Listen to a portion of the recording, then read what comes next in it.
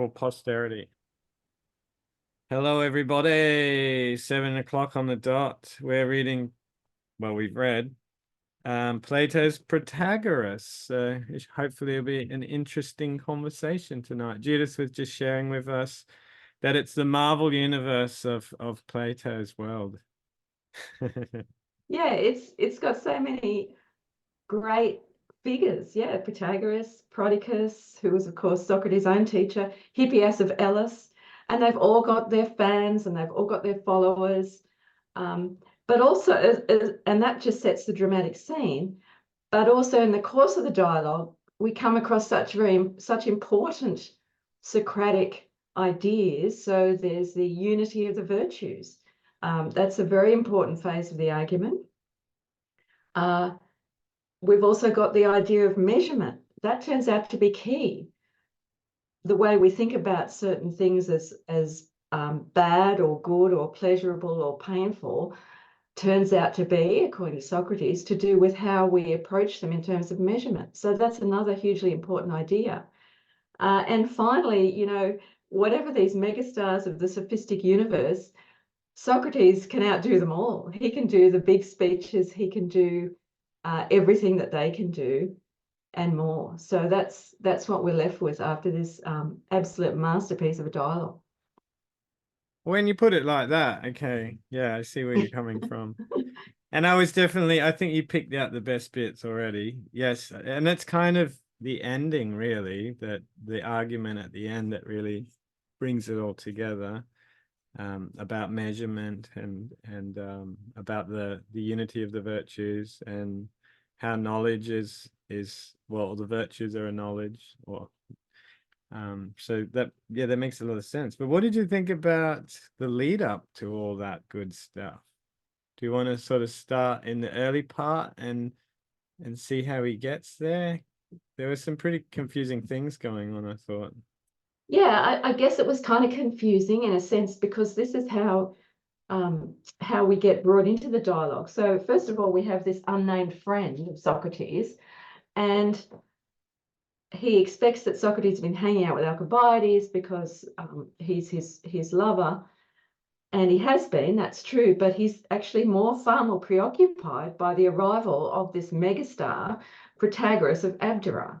And so Socrates tells us how it all came about, and there's all these other people involved. So there's this Hippocrates, otherwise unknown to history, obviously not the great medical writer, but it was a common enough Greek name. And so this Hippocrates had come and said that he just found out that Protagoras had arrived in Athens, and that was a huge kind of event, and everybody wants to go and hear what he has to say. And Socrates even says that Protagoras is the wisest of men. Is that who he really is? Is that what we're hoping to see? As on page 749 of the PDF, this friend says, he's such a celebrity, Socrates, and everyone says he's a terribly clever speaker. Why don't we walk over there now to be sure we catch him? I've heard he's staying with Callias, the son of Hipponicus. Come on, let's go. It's just everybody's got to hear him. There's a sense of urgency because he's such a wise person, and everyone wants to hear what he has to say. And so that's a very kind of exciting and urgent introduction. But before, they're so keen that they've got to fill in some time before it's actually time to go and see the great Sophist. So they've got to walk around the courtyard and talk a bit. And in that, Socrates kind of asks some pretty challenging questions of his friend Hippocrates. So why exactly, would we want to hear what Protagoras has to say? What is it he's selling? What can he teach? So Hippocrates is quite frank. He wants to become a sophist like Protagoras. But this is what Socrates says. He said, well, you're about to hand over your soul for treatment to a man who is, as you say, a sophist. As to what exactly a sophist is, I would be surprised if he really knew. And yet, if you are ignorant of this, you don't know whether you are entrusting your soul to something good or bad. So that's kind of in the background to the whole rest of the dialogue. What is the claim to fame that all these that these great famous teachers, famous throughout the Greek world, what actually is their claim to fame? And of course, that's a subject that came up in the Gorgias. It's something that comes up in many of the Socratic works. What is it that the Sophists are actually trying to teach people? So that's kind of all in the background, I guess, before we even get to meeting what the great man has to say. And just before that, there's a few interesting, or at least one funny interlude where they knock on the door, and the doorkeeper, being a eunuch, is kind of annoyed that all these sophists are coming for dinner, and so he tries to tell them that no one's at home. Yeah, that's right, because they've been, besieged by all these fans.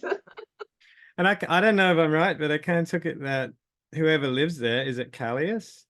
He is obviously wasting a lot of his money on having the sophists around all the time teaching him. So they're trying to keep these negative influence away from the household, sort of thing. Yeah, so it kind of makes for this. It's just like the kind of the Greek new comedy, right? Where there's always this foul-tempered, doorman who's going to kick over. It's so dramatic, and it shows that Plato can do everything. He can do narrative, but he can also do drama. He can do comedy as well. It's wonderful. It made me think of the clouds a bit. The kind of Correct. setup. Yeah. It's the setup. Yeah. So what is a sophist? And this is where we get in the discussion. So this is on page 750 of the PDF. Well, so Socrates is challenged Hippocrates. Well, who do you think you are handing your soul over to? Tell me what you think a sophist is. I think, he said, that as the name suggests, he is someone who has an understanding of wise things. Well, but as Socrates reminds us, well, he's not someone with a recognizable skill. He's not a painter. He's not a carpenter. He's not a craftsman in that sense. And he's not a lyre player who's not going to teach other people to play the lyre. So, how does a sophist make you a clever speaker? And what is this subject, Socrates asks, that the sophist understands and makes his student understand? And of course, Hippocrates doesn't really know. He says, by God, I really don't know what to say. So you've got to really, as Socrates insists, you've got to be quite careful about who you're going to entrust your soul to. And I guess this is, just to step aside from that narrative for a second, this is another important theme in the Socratic corpus. Who is it that you're going to entrust with the care of your soul? You really need to be sure that the person you're entrusting as a teacher is a good one. Oh, hi, Ashley. Yeah, so I'll just pause there for a moment. Hey, how's it going? Hey, Ashley. Good to see you all. You're not in the gym today? Nah. I should though, really. I should be at the gym. I haven't been today, so yeah, I should.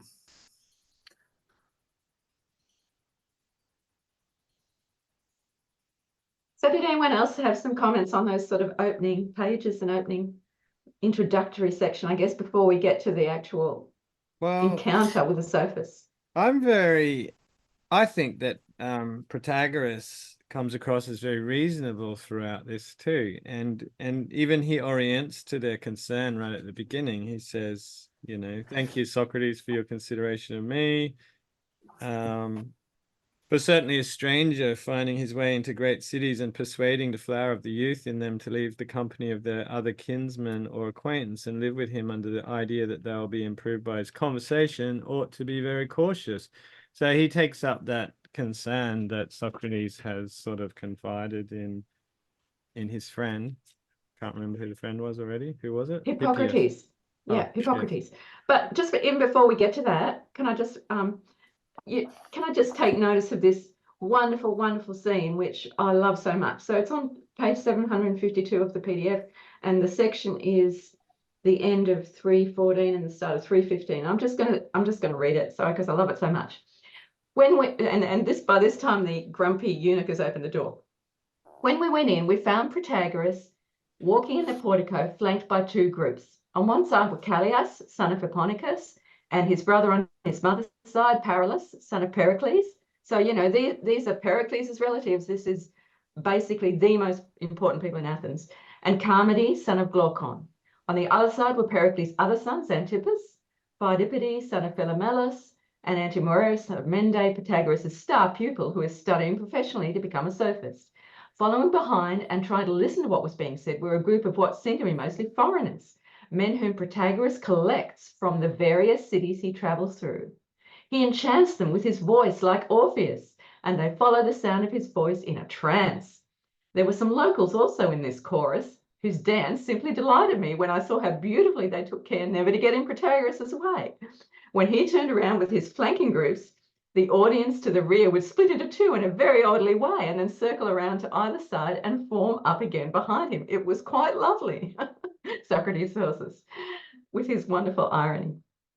And then I perceived, and so that's a Homeric kind of expression, Hippias of Elis on a high seat in the other side of the colonnade. And of course, Hippias was again one of the very top sophists of the age. Seated on benches around him were Eryximachus, son of Achomenos, and Eryximachus appears in the Symposium. He's the doctor, if we recall. Phaedrus of Marinus, Andron, son of Androtion, a number of Eleans, and a few other foreigners. They seem to be asking Hippias questions on astronomy and physics, and he, from his high seat, was answering each of their questions point by point. And not only that, but I saw Tantalus too, for Prodicus of Chios was also in town. He was in a room which Hipponicus had formerly used for storage, but because of the number of visitors, Callias had cleared it out and made it into a guest room. Prodicus was still in bed and looked to be bundled up in a pile of sheepskin fleeces and blankets. Seated on couches next to him were Pausanias from Charames, and with Pausanias, a fairly young boy, well-bred, I would say, and certainly good-looking. I think I heard his name is Agathon. That's another of our friends from the Symposium, of course. And I wouldn't be surprised if he were Pausanias' young love. So this boy was there, and the two Adamantuses, sons of Cepus and Leucolophides, and there seemed to be some others. What they were talking about, I couldn't tell from outside, even though I really wanted to hear Prodicus, a man who, in my opinion, is godlike in his universal knowledge. But his voice is so deep that it sets up a reverberation in the room that blurred what was being said. We had just arrived when along came Alcibiades the Beautiful, as you call him, and I'm not arguing, and Critias, son of Callias. So when we were inside and had spent a little more time looking at everything, we went up to Protagoras, and I said, Protagoras, Hippocrates here, and I have come to see you. Now, isn't that just so brilliant? This whole scene sketched, you know, all the different sophists with their followings. Socrates knows them all. He knows who the people are with them. He knows all their family histories. He knows who's involved with whom. And it's just like an amazing painting, I think, the way that Plato has depicted it. I'll shut up now. No, I mean, that's excellent. I've got a different version to you. I'm reading from the book. So it's really helpful for you to work through it in a methodical way. It's interesting seeing the difference in the translation. I've got the Jowett, and not that it's a big deal, but for example, the language is quite archaic. I think you said that he was looking around the room, and Hippias, somebody was, who was it? Ellis and some others, they appeared to be asking Hippias certain physical and astronomical questions. And the translation of point by point, as you said, in here is ex cathedra. I had to actually go and get the dictionary out and go, what the hell is ex cathedra? Yeah, that's what I mean. Jow was from the 1870s. We seem to have Plato himself with us. Who could that be? I think it might be Kyle. Is that right? Maybe. No, I know who that is. You can tell from the dirty fingernails. It's Vincent. Oh, hi, Vincent.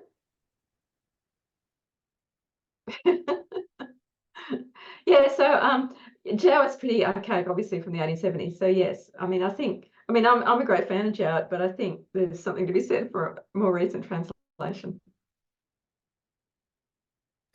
So is it sort of It's like a protreptic when he's asking, "Oh, who to talk about who do you want to take care of your soul?" These sort of snuck one in there just at the beginning. Yeah, good point, Ashley. Good point. So did anyone else have any thoughts on those opening kind of setting the scene?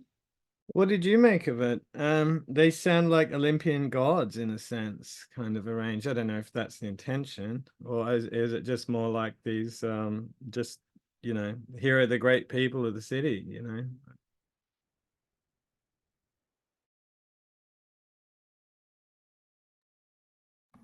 But Yeah, I mean, mean, because I was just gonna say, like, the sort of middle period dialogues are the ones that have the most drama in them, usually, aren't they?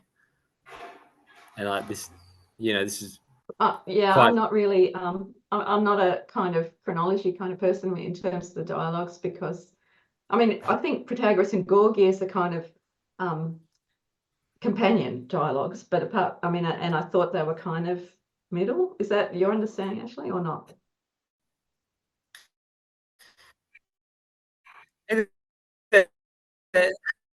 I mean, there's middle, but there's also early middle. Like some people, well, wait, I can't remember where I've read now or heard or whatever, but there's a transitionary early middle period they're suggesting, which is like, and I think this Protagoras marks, this Protagoras and Phaedo, I think, mark that kind of early middle transitionary period. And I mean, there's much more kind of drama in this one than the Gorgias. The Gorgias is quite plain in a sense of as far as like the setting goes and the kind of all the details and finesse of kind of building that picture of what's actually happening. Gorgias, it's basically just straight into the dialogue, and that's really all we get. But this one, the whole picture's laid out. Kind of an amazing way. Well, I read an intro in here, and it said that they weren't sure, but it seemed like it might be early. And the reason being there's no mention of reminiscence or the idea of forms and things like that. But who knows? I mean, maybe that just gets left out. And there was that peculiar use that of the good as being equivalent to pleasure in some regard, and apparently that's quite different in the setup here than it will be later on in Gorgias and things like that. But that seemed to be what the person in the introduction in this Jowett version was writing anyway. But I don't know, and I think maybe reading that biased me, because reading that before I didn't like it as much. I kind of felt like it was more primitive. So I think I was definitely influenced by the introduction. Judith is rolling her eyes at me. There were Well, things, I mean, there were things about this text that I found I don't know. I didn't love it as much as Euthydemus and Gorgias, that's for sure. But that's me. That's my bias. don't you find that interesting then when there's discrepancies? Is like when it was talking about pleasure being the good or something like that. I think that doesn't sound like something Plato would normally say. This is interesting. What's going on here? Why is he set? At this point, it's supposed to draw you in and get you engaging with the argument. If it's all just the same thing, just rephrased and said in different speakers' mouths. Oh, it's not that. Like, I don't mind that side of it. The thing that I found a bit tedious at points was that, like, for example, the duplicitness of Socrates throughout this too, he's incredibly duplicitous. He lies about his memory, like at least he makes a big deal about how he can't remember anything, and that's why he can't join in the style of argument that Protagoras wants to put forward, and then repeatedly shows how he's got an incredible memory, quoting line for line this ancient poem. And then he does it in several places, so he's obviously taking the piss. And then he gives this absurd, to me it sounds absurd, kind of argument about how the the Spartans were the greatest in philosophy. And I was just reading it going, this just sounds like a crock of shit. Like he's just making it up on the spot. And I'm curious to hear what Jill says about it, because I think he's just making stuff up. And anyway, I'm jumping ahead, sorry. That's okay. Well, yeah, just let's kind of go back to the kind of the first encounter with, and this. Look, I even find it fascinating how this is kind of toing and froing about how they're going to frame the argument. You know, what kind of a debate are they going to have?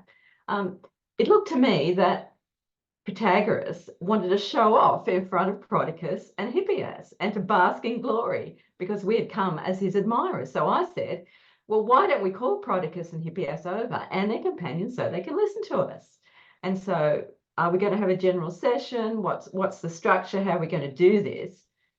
And when we had all taken our seats, Protagoras said, now then, Socrates, since these gentlemen are also present, sorry, I'm just at the end of 317 here. Would you please say what it was you brought up to me a little while ago on the young man's behalf? That's Socrates' friend Hippocrates. And so Socrates starts off, well, Protagoras, as to why we have come, I'll begin as I did before. Hippocrates here has gotten to the point where he wants to be your student, and quite naturally, he would like to know. And this is kind of Socrates being kind of mock stupid, you know, he's kind of playing dumb. He would like to know what he will get out of it if he does study with you. That's really all we have to say. And you can tell everybody's thinking, is Socrates really taking the piss? And of course he kind of is, but Protagoras goes along with it. Protagoras took it from there and said, young man, this is what you will get if you study with me. The very day you start, you will go home a better man, and the same thing will happen the day after. Every day, day after day, you will get better and better. And it's like, I don't think we're meant to take that quite at face value. I think we're meant to be a bit skeptical. And then Socrates jumps in. So, yeah, it's all about what Protagoras can really offer, and you know, how seriously are we to be taking it? Is he like a teacher of painting or flute playing? So what is a student of Protagoras going to get out of it? And Protagoras' sort of pitch is quite interesting, I think. He says, you put your question well, Socrates, and I'm only too glad to answer those who pose questions well. If Hippocrates comes to me, he will not experience what he would if he studied with some other sophist. The others abuse young men, steering them back again against their will into subjects the likes of which they have escaped from at school, teaching them arithmetic, astronomy, geometry, music, and poetry. At this point, he gave Hippias a significant look. And so we're meant to see that these, you know, these big cheeses are pretty competitive with each other, and they're always trying to do each other down and get students from each other. But if he comes to me, he will learn only what he has come for. How to realize one's maximum potential for success in political debate and action. It's kind of such a life hacky kind of thing he's actually offering here. Yeah, and I presume Hippias's approach to philosophy is all about cosmology and stuff, or natural science or whatever. So that's part of that criticism. Like, what's that got to do with knowledge, you know? And as of course we saw in the Gorgias, this is so relevant in terms of, well, if somebody comes across online and they come across as someone who can teach you things, what exactly is it that they're going to teach us? That's always what we've got to ask. What's their qualification for doing that? What are we going to learn if we commit ourselves to these people, particularly the ones who are asking for money online? But that's a good point, because I don't think people really ask that question. They just listen to the marketing hype at the beginning, and then they pay their money and they're already invested at that point. I'm just saying that in the Tao Te Ching, it says, those who know do not talk, those who talk do not know. So that's what I think. I'm like, why is this person, what do they got to prove? Why do they want people to listen to them? And just like in the Sophists, it usually just comes down to because they want to make money out of it. But again, Protagoras is quite reasonable, because throughout there's this hint that he's charging lots of money, but he actually says, well, no, I won't charge money if you don't think you get anything out of it. And all you got to do is go down the temple and make a solemn declaration that you didn't learn anything from me and you're off the hook. So he's actually really thoroughly likable, Protagoras, and honest and dignified. There's nothing bad about him. He believes what he's No, doing is actually good. yeah, I agree with you, Courtney. He comes across pretty well. And he's not, he doesn't come across as arrogant.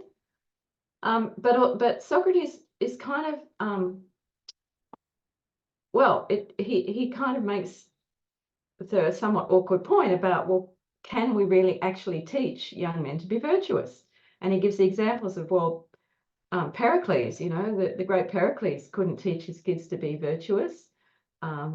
And there's the whole, you know, sordid family story around Alcibiades and Clinias and you know, who was teaching whom. And so then we kind of go back to a kind of an origin story. Well, what's the origin of these teachings and these learnings? And then we go back to Epimetheus and Prometheus. So that's what Protagoras gives this myth about Epimetheus and Prometheus, assigning humanity different attributes in order to protect themselves. And this was kind of I guess, a myth that goes back to the earliest origins of Greek culture, always had some kind of authority. So that's what Protagoras is appealing to here. Yeah, I really like this story. I like all these sort of stories in Plato in particular. Can anyone remember? I only remember the beginning, basically saying the gods or demigods or whatever they are, or titans. I think Prometheus is a titan, isn't he? They constructed all these animals first and gave away all of the good attributes, basically, so that some were stronger, some were faster, in order to, it's a kind of account of how things were made so that they could survive in the wild. So some things were, what does it say here? It says, some to whom he gave strength without swiftness, or again, swiftness without strength. Some he armed, and others he left unarmed, and devised for the latter some other means of preservation, making some large and having their size as a protection, others small, whose nature was to fly in the air or burrow in the ground. This was to be their way of escape. Thus did he compensate them with the view of preventing any race from becoming extinct. And when he had provided against their destruction by one another, he contrived also a means of protecting them against the seasons of heaven, clothing them with close hair and thick skins sufficient to defend them against the winter cold and summer heat, and for a natural bed and their own when they wanted to rest. So in a way, it's a kind of account of how animals were made by nature to be adaptive to their environment and not to be driven into extinction based on the threat that each one posed to the other. But of course, he forgot to save any of those useful attributes for man and left him quite unprotected. But then there's the next part, isn't there? What's the next part? What's the consolation for man? Well, I think Zeus and Hermes step in but yeah, you're right, Courtney. This is really interesting as a kind of you know, and we would call it an evolutionary account, right? It's an account of animal origin and animal, well, an account of how it came to be that animals survived, and it situates humans in the animal kingdom. That's another interesting aspect of it. You know, it shows that this kind of thinking was actually current way back in Plato's time. This wondering about survival, I suppose, the aspects which permitted animals to survive, which of course is exactly what evolutionary thought today is all about as well. I think it's, yeah, amazing. Yeah, But yes, because we still ask the same question, don't we? Like, how did man survive? Well, he had a fully developed frontal lobe or something, so he had the capacity to think and devise tools with his, what is it, his thumb. But that's kind of the answer they give here, more or less, because way back here he says Prometheus, not knowing how he could devise his salvation, you know, get himself out of trouble, stole the mechanical arts of Hephaestus and Athene, and fire with them. They could neither have been acquired nor used without fire, and gave them to man. This man had the wisdom necessary to support, for the support of life, thus man had the wisdom necessary to the support of life, but political wisdom he had not. So he's been given certain tools, and these tools rely on his intelligence and his ability to manipulate the world around him, presumably. So like in a Stoic perspective, they say, oh, you know, Zeus created everything in the universe to fulfill a purpose. The sheep's purpose is to create wool. The bee is to create honey. The cow is to create milk. All this kind of thing. And that's quite different to this then, which is more like evolution. So I find that quite interesting. Well, I don't think the two accounts are mutually exclusive. So I would say that, yeah, I mean, I'm not sure that we get to that here in the Platonist account, but I don't think the Platonists would have a different view around the roles of animals. But I mean, this isn't a Platonist account, though, right? I mean, wouldn't that just be the mainstream, or you know, common? Was it common beliefs? There's Nussbaum Doxa. calls them the doxa of like the average Joe. But there's a claim that I think I saw in that recent video on demonology, which I think that guy is quite well read in all this sort of stuff. He was saying, well, prior to Christianity, basically, it was standard amongst all of the schools to see man as the center of the cosmos, that all these things were made for our benefit in some way, except for the Epicureans. So if you really wanted to look at a similar account, which doesn't make man the center stage for some, you know, kind of central privileged reason, well, we have a similar account of this in Lucretius, remember? And it's quite similar, except obviously I can't remember how it works out, but man has to somehow work out how to survive against the fact that nature is well armed and he's not, right? Do you remember how that argument went? Yeah, I mean, it was the Epicurean emphasis was much more on the hostility of everything around it, whereas this account is more of a less kind of confrontational account. But just to your point, Ashley, that I think Courtney, you said that in regard to the prior to Christianity, nobody thought of anything except that humans were the center of the great chain of being. I mean, as I've no doubt said before, I just think that the Romans and Greeks were probably more honest than we are. You know, we kind of say things like, well, of course, humans aren't the center of the great chain of being. You know, we consider all the other animals to have their place and that they're just as important. Well, yeah, but the fact that we rely on we rely on milk, we rely on meat, we rely on animals to support our being. So whatever we consciously and publicly proclaim, I don't think we actually think any differently ultimately about humanity as being the ultimate exploiter of all the other animal species. I mean, even when it comes to zoos, right? You know, essentially zoos, yes, they perform a role in the preservation of endangered species, which is wonderful, but ultimately zoos are basically there for us to enjoy the animals, basically. It's Tracy Grimshaw's here now. Hi, Carl. Yeah, so yeah, I mean, I tend to think that we may protest too much if we critique the Stoic view too severely on that. But yeah, so Protagoras has this great myth around, you know, how Zeus and Hermes finally sent civilization, the bonds of friendship and society. And so he comes to a sort of a pompous conclusion. And so it is, Socrates, that when the Athenians and others as well are debating architectural excellence or the virtue proper to any other profession, they get specialist advice from people in that profession. But when there's just a political point, it comes down to a virtue that everyone's supposed to have a share in. It's not just that the flute players have got a share in being flute players. Basically, everyone who takes part in the citizenry is supposed to have some kind of perspective on the virtue that's proper to a citizen. And that is what it is that someone coming to Protagoras can expect to learn, more or less. But yeah, he keeps going with his speech. He's got a point about punishment.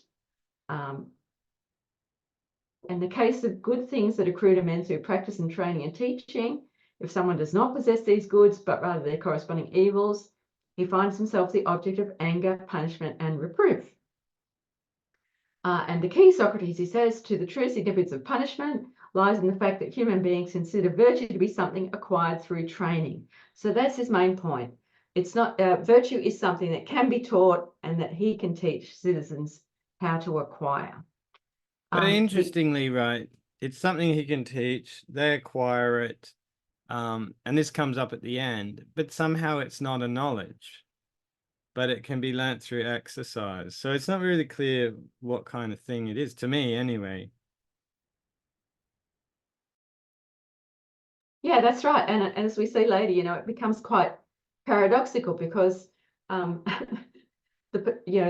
parties who thought it was something, a knowledge that could be taught, well, Socrates thinks it's a knowledge, but is questioning whether it can be taught.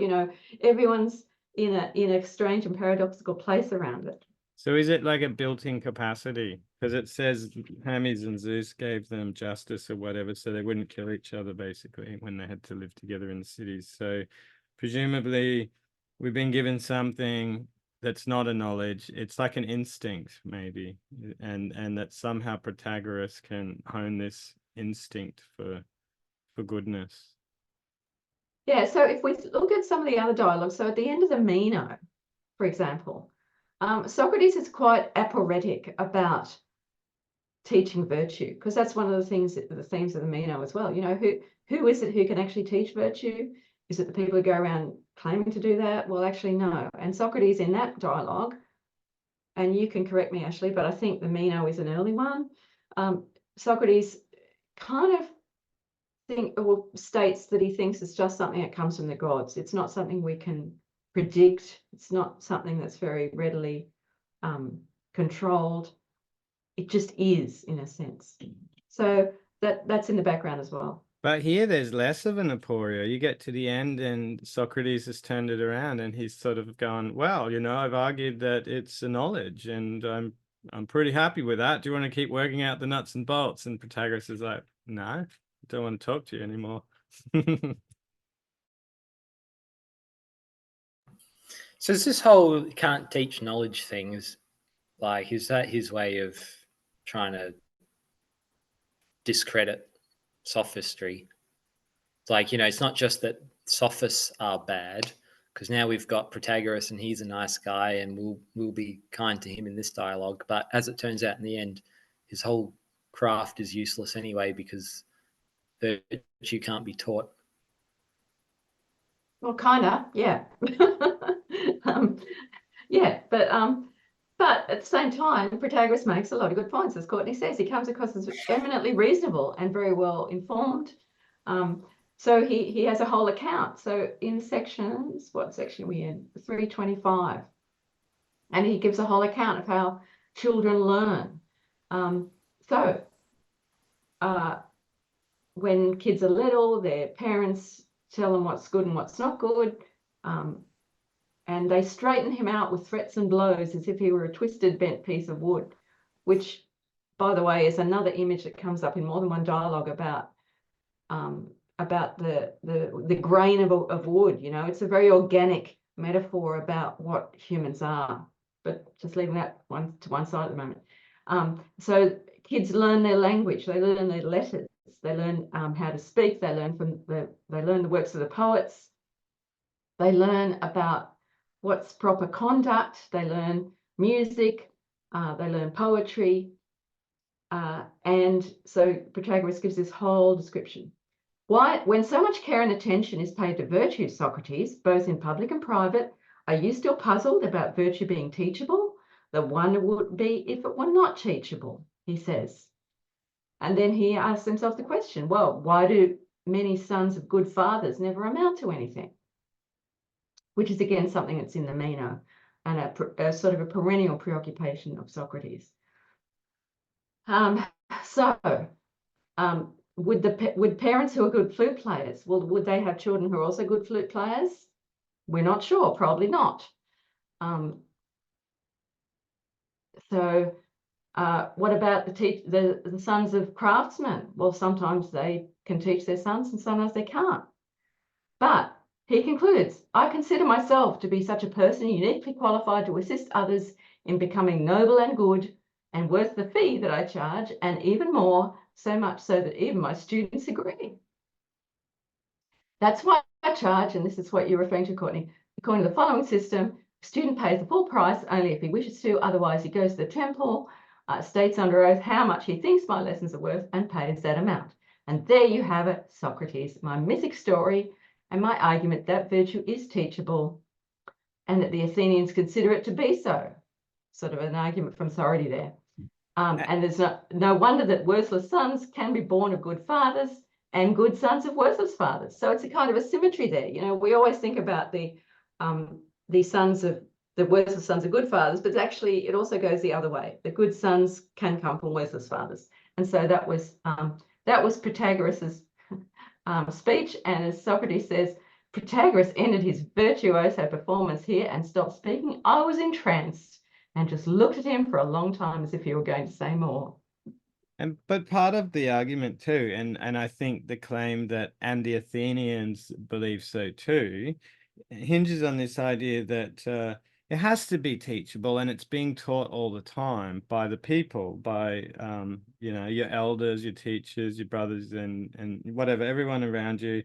And in fact, it would be wrong to punish people for wrongdoing if virtue couldn't be teachable, because how can you punish somebody if they're not responsible for the wrong acts they commit? And that's important for the argument to work. And he makes the point that, he says here, for if you will think, Socrates, of the effect which punishment has on evildoers, you will see at once that in the opinion of mankind, virtue may be acquired. For no one punishes the evildoer under the notion or for the reason that he has done wrong. They don't punish them for the sake they've done the wrong thing.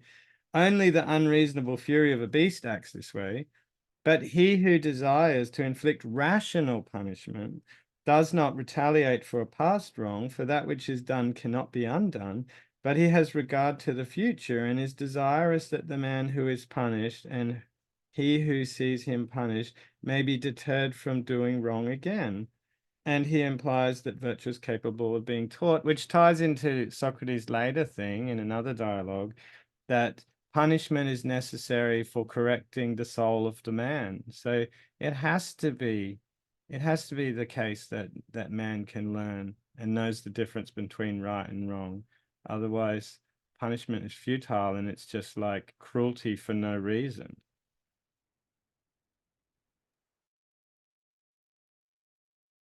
Yeah, that's right. And of course, that's one of the preoccupations in the Gorgias, of course. But yeah, I agree. I think Protagoras makes that case pretty eloquently, and I think we're meant to think that. But like we were saying, like we were touching on, that doesn't necessarily make it a knowledge yet. That could be a kind of instinct that dumb animals have, and it's honed through reinforcement, for example, like in the behaviorist experiments, the animal's not necessarily thinking, it's just had certain behaviors encouraged and rewarded so that they become automatic. So yeah, responding to punishments and rewards, or essentially pain and pleasure. Yeah, exactly. And that's kind of at stake in this argument, because it's all about pleasure and pain, and it seems like that's where the argument goes until he talks about measurement, but that's jumping ahead. Yeah.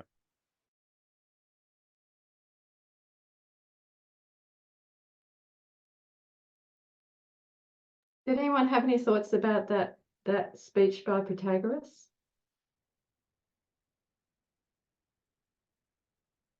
I thought it was long, and Socrates was going to tell him off for making long speeches again.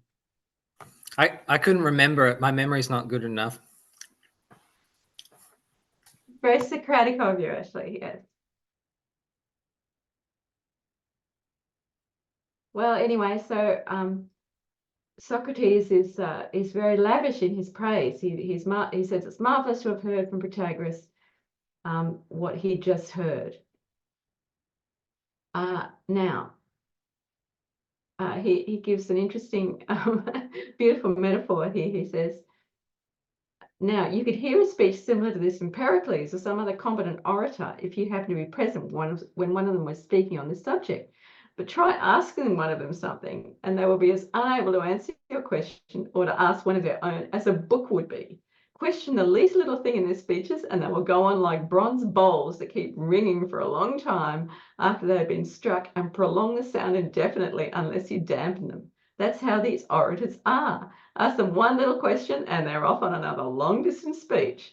But Protagoras here, while perfectly capable of delivering a beautiful long speech, as we've just seen, is also able to reply briefly when questioned, and to put a question and then wait for and accept the answer. Rare accomplishments these. So Socrates shows he's kind of totally across all the techniques that the Sophists used. So, but he questions Protagoras about this matter about virtue. You know, what is virtue? Is it a single thing? Is it a number of things? And so then we get this very interesting image about the virtues as like elements of somebody's face, mouth, nose, eyes, and ears. Or are they like that sort of put together they make a face? Or are they like the parts, as in parts of gold, where there is no difference except for size between parts or between the parts and the whole? So we're asked here to consider what the virtues are and what they are like, and whether they're sort of integrated, or to what extent they're integrated with each other, I guess is the question. Do they have a unique power or function like ears and noses? So Socrates questions Protagoras and tries to get him to consider what each of the virtues, what it is and what it's doing and what its relationship is to the others.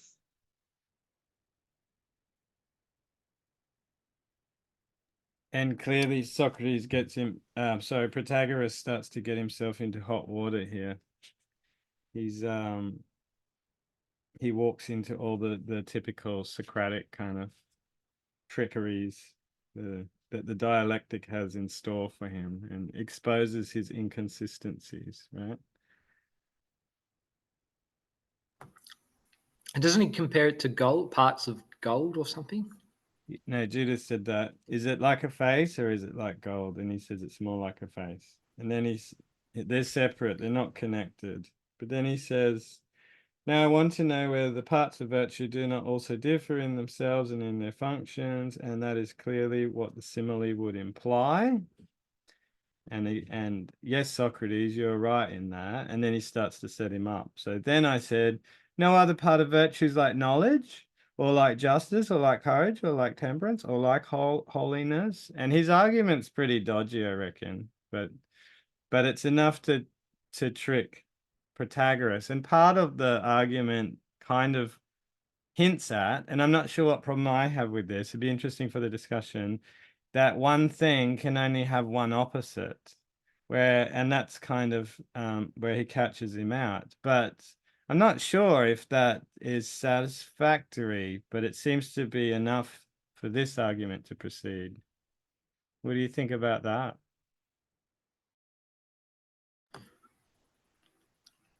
It's very like, because it's kind of binary thinking in a way, isn't it?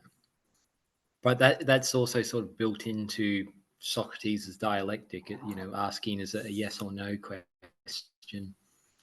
Everything seems to be kind of yes or no. Until he doesn't want it to be.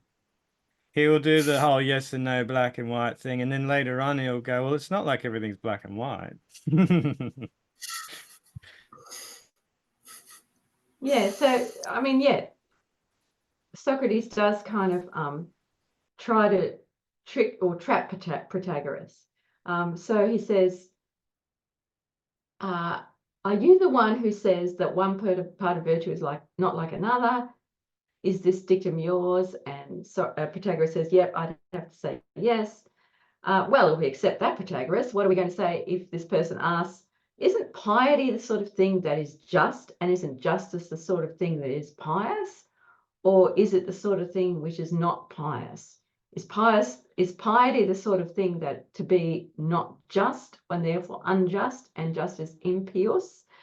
Which is all kind of a bit weird for us because we're not used to thinking of terms of piety and impiety.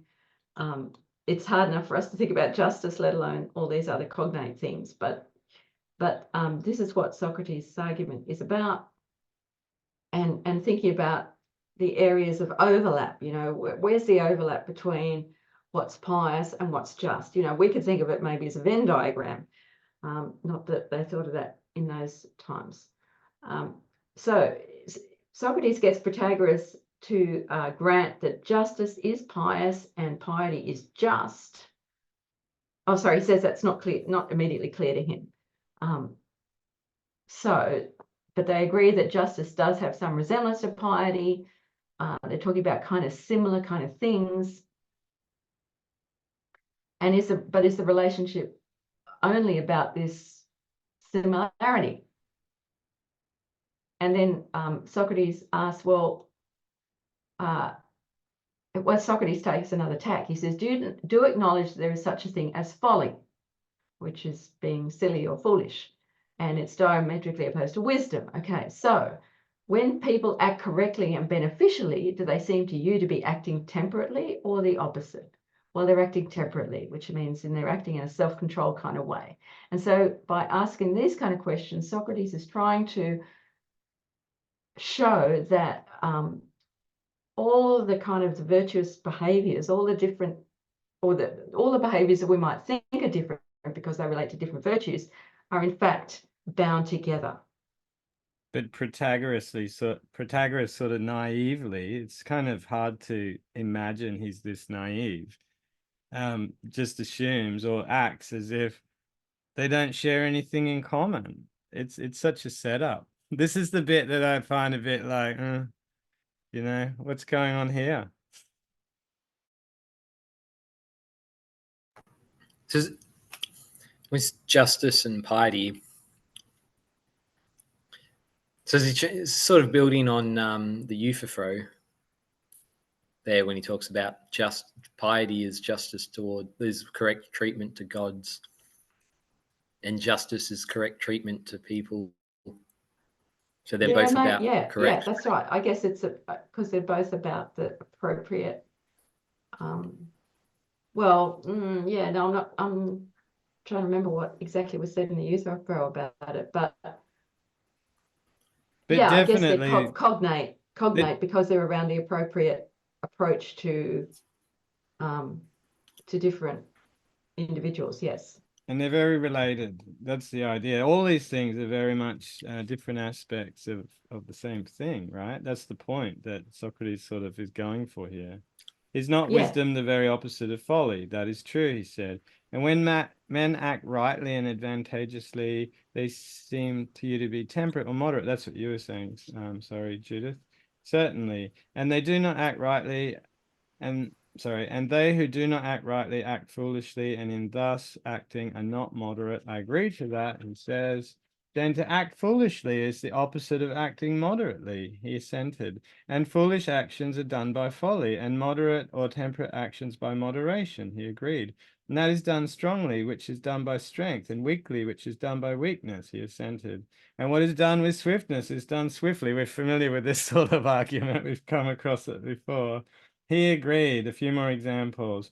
Once more, I said, is there anything beautiful? Yes. To which the only opposite is the ugly. There is no other. Here's where the trap kind of gets sprung. And is there anything good? There is. To which the only opposite is the evil. There is no other. And there is the acute in sound, true, to which the only opposite is the grave. I don't know what my translation means by that. There is no other, he said, but that. then every opposite has one opposite only and no more. First of all, sorry, and then he says, then now I said, let us recapitulate our admissions. First of all, and here's your summary, we admitted that everything has one opposite and not more than one. To that he assented. And we admitted also that what was done in opposite ways was done by opposites, yes. And that which was done foolishly, as we also admitted, was done in the opposite way to that which was done moderately. Yeah. And that which was done moderately was done by moderation or temperance, and that which was done foolishly by folly? Yes. And that which is done in opposite ways is done by opposite? Yes. And one thing is done by moderation or temperance, and quite another thing by folly? Yes. And those are opposite ways? Certainly. And they're therefore done by opposites? Then folly is the opposite of moderation or temperance? Shut up, Socrates. And do you remember that folly has already been acknowledged by us to be the opposite of wisdom? He assented. And we said that everything has only one opposite. Yes.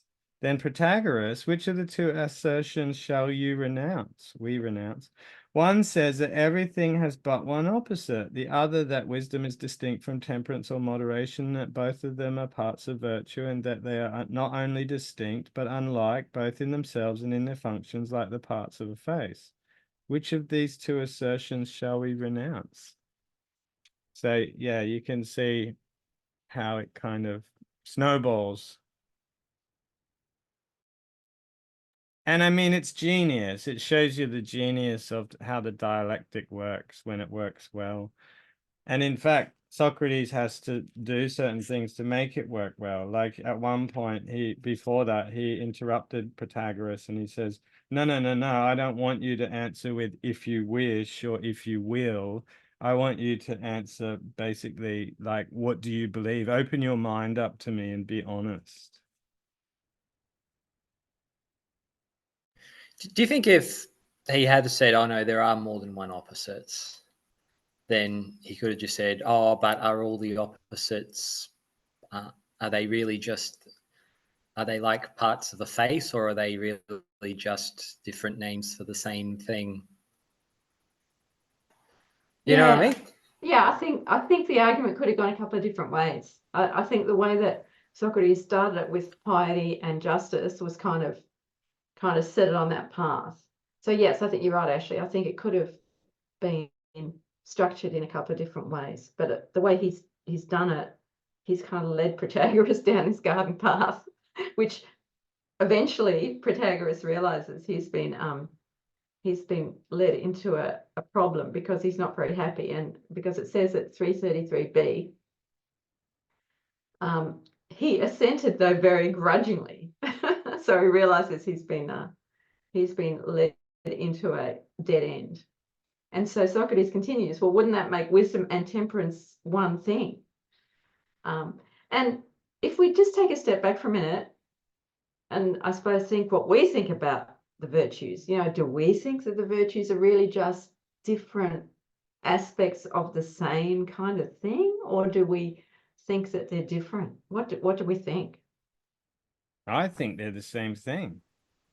And I mean, I've Well, always struggled to see it the way it's presented as being a medley of different characteristics. I mean, to me, it makes more sense to find a unified good at the source of all things. But I mean, that's me. It makes perfect sense to me to look for it that way.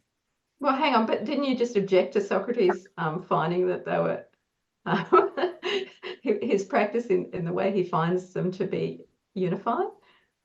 Oh yeah, I'm just saying he's duplicitous in the way he goes about it. Like, I have a problem with the way he uses opposites, for example, as well. It's his method, and it seems contrived in this dialogue. That's all I'm saying. But I agree that of course, he's setting up to go in the direction that when you get to the end, when you look at the argument at the end, you go, yeah, absolutely. That's obviously a huge influence on the Stoics, for example. And yeah, that's the direction I go in. Anybody else? You just don't like the way he got there.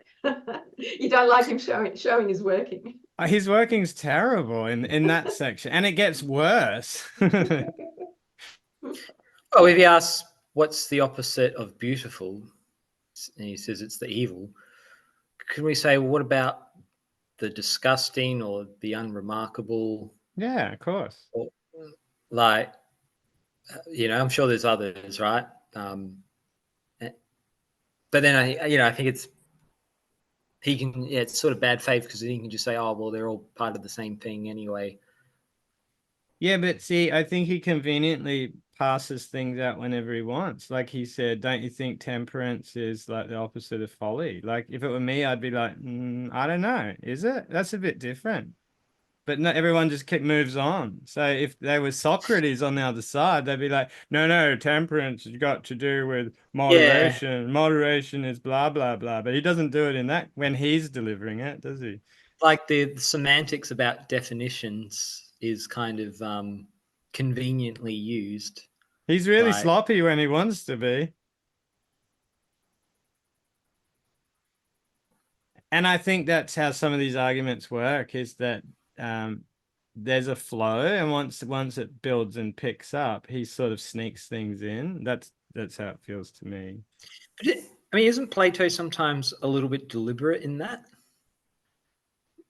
I think it's always deliberate. Yeah. But I think like he wants bad arguments to try and get the reader to actually think. Like it's so that you can stop and pause and go, hang on,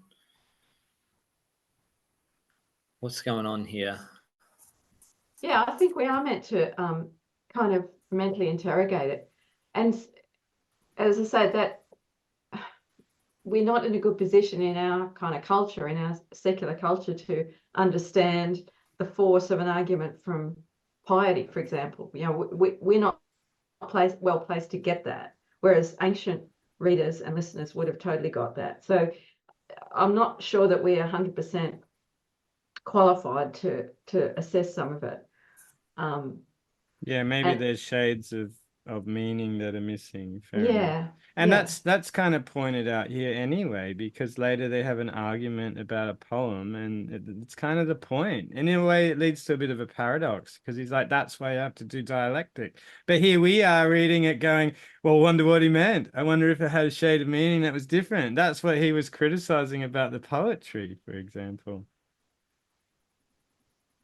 Yeah, so if we move on to the next section, Socrates kind of takes another tack, right? So he says, at first Protagoras played it coy, claiming the argument was too hard for him to handle, but after a while he consented to answer. Let's start all over then, I said, with this question. Do you think some people are being sensible when they act unjustly? Now, here in my text, there's a footnote on the word sensible. Yeah, so the Greek word is sophronen, which is related to the noun sophrosone, which means temperance or self-control.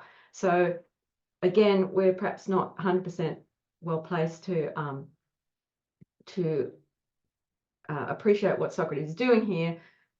But anyway, this helps us with this. So being sensible also has this meaning of being self-controlled. So he's asking, can people be self-controlled when they act unjustly? And so Protagoras, perhaps surprisingly, says, let us grant it. And by sensible, you mean having good sense? Yes. And having good sense means having good judgment and acting unjustly. Granted, whether or not they get good results by acting unjustly, only if they get good results. Are you saying then that there are things that are good? And so then we have this issue around is the good that which is advantageous, which brings good things to people, which is kind of glossed over here, but it is an important point.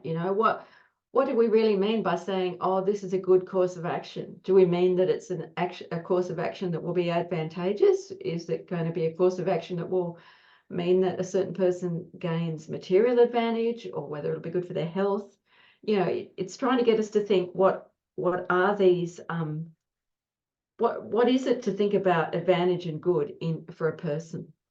Yeah, and Protagoras, I think, fairly answers the question. He gives this, again, a bit of a speech, but it's a good answer, right? And he goes on about, for I know of many things, meats, drinks, medicines, 10,000 other things, which are partly expedient for men. And he kind of waxes on a little bit, but it all seems relevant to me. He talks about chucking manure on the tree leaves, and that's bad for the tree, but it has to be in the right place, like on the roots.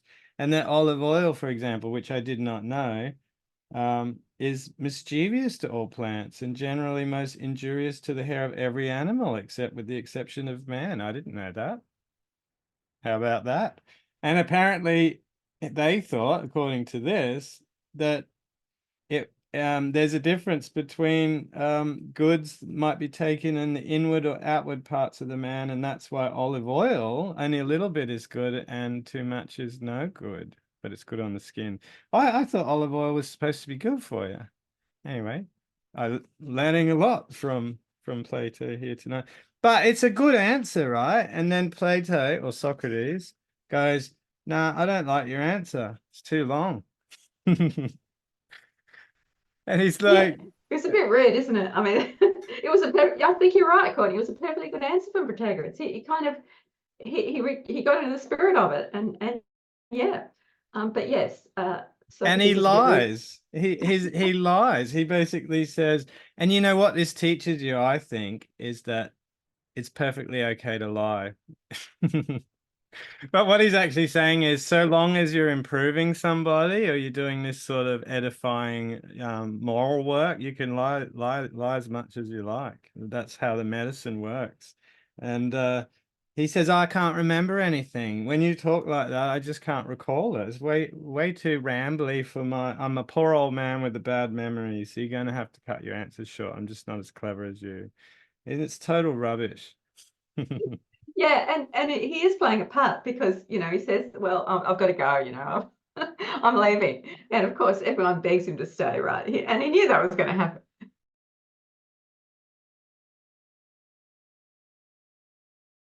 Yeah, and then he says, "Look, I'll hang around if you do it my way, right?" Which is terrible. Like, I'd be like, "What? No way. What are you talking about? I'm not doing it your way because I know you're going to cheat and fucking catch me out because you already have."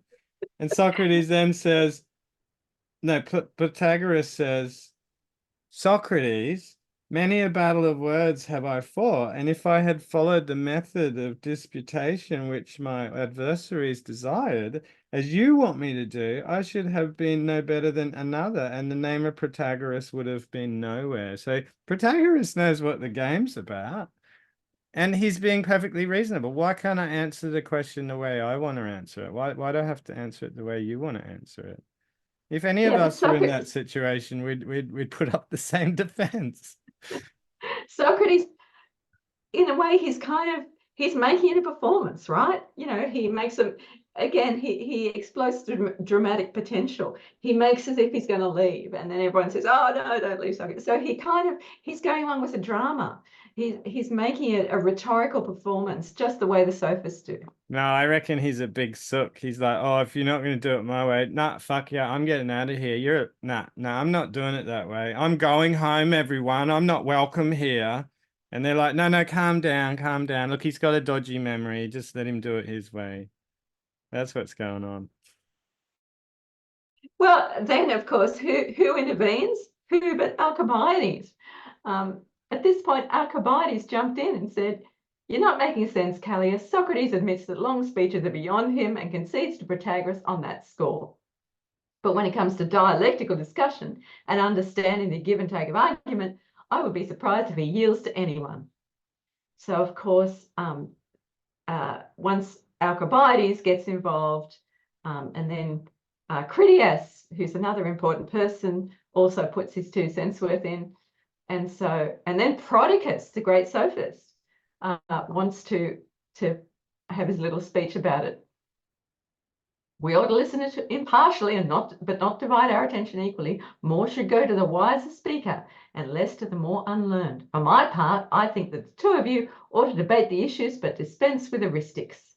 So heuristics is kind of competitive and aggressive kind of argumentation. Friends debate with each other on good terms. Heuristics are for enemies at odds. So that's kind of a peacemaking kind of approach. And then Hippias also intervenes. Gentlemen, I regard all of you here present as kinsmen, intimates, and fellow citizens by nature, not by convention. And so he gives a bit of a speech about, I therefore implore and counsel you, Protagoras and Socrates, to be reconciled and to compromise under our arbitration, as it were, on some middle course. And so this is kind of, interestingly, at this point, we're virtually in the middle of the dialogue. When all the other sophists have to get involved and have to kind of make the peace and set the way ahead in a peaceful manner. I gotta say, everyone's happy. Alcibiades actually does make a very sensible statement there, because what he's saying is that he's saying, for our friend Socrates admits that he cannot make a speech. In this he yields the palm to Protagoras, but I should be greatly surprised if he yielded to any living man in the power of holding and apprehending an argument. So he's really clarifying and saying, what are we doing here? It's not about making long speeches and being really good at that. Ultimately, what are we really doing? Ultimately, it's about apprehending the value of an argument. So Socrates' approach actually trumps Protagoras's, if that's what the purpose is, right? And that's what Protagoras is saying. He's pursuing the truth. He's not really, that's just his style, is to do the long-winded thing. But actually, he wants to know what, if an argument is good or not, right? So it makes sense to follow. It makes sense to let Socrates use his approach. I mean, does that make sense, what I'm saying? Yeah, and in passing, he also throws cold water on the idea that Socrates actually has a bad memory. He says, I guarantee you Socrates won't forget, no matter how he jokes about his memory. So he shows that he's right under Socrates' fake bad memory thing. But what do you think about that? I mean, don't you have an opinion about how obviously Socrates is just this total trickster and that he's allowed to lie? And that, I mean, we tend to think of our saints as holier than thou and they would never lie and things like that. Obviously, that's a very Christian view, but I'm curious what you think about the wise man as a kind of deceitful person who'll say whatever he needs to say to make the right point or to reveal the truth or whatever.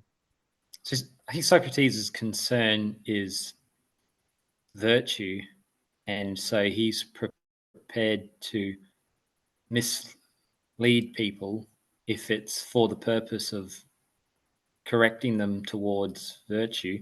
I'm just in this introduction, I remember when we did Euphedemus, and this one here in the Penguins, it said Socrates is made to commit fallacies, often one which are scarcely less blatant than some of Euphedemus and Dionysiodorus's, and often the same ones that these two sophists commit in our dialogue. In other words, Plato is perfectly prepared to stomach a bad argument, provided it leads to a good conclusion. Philosophy for both Socrates and Plato was a way of life, not an exercise in logic. So if in Euphedemus Plato makes Socrates come up with sounder arguments than the sophists, this is only to enhance the central moral purpose he found in Socrates' arguments.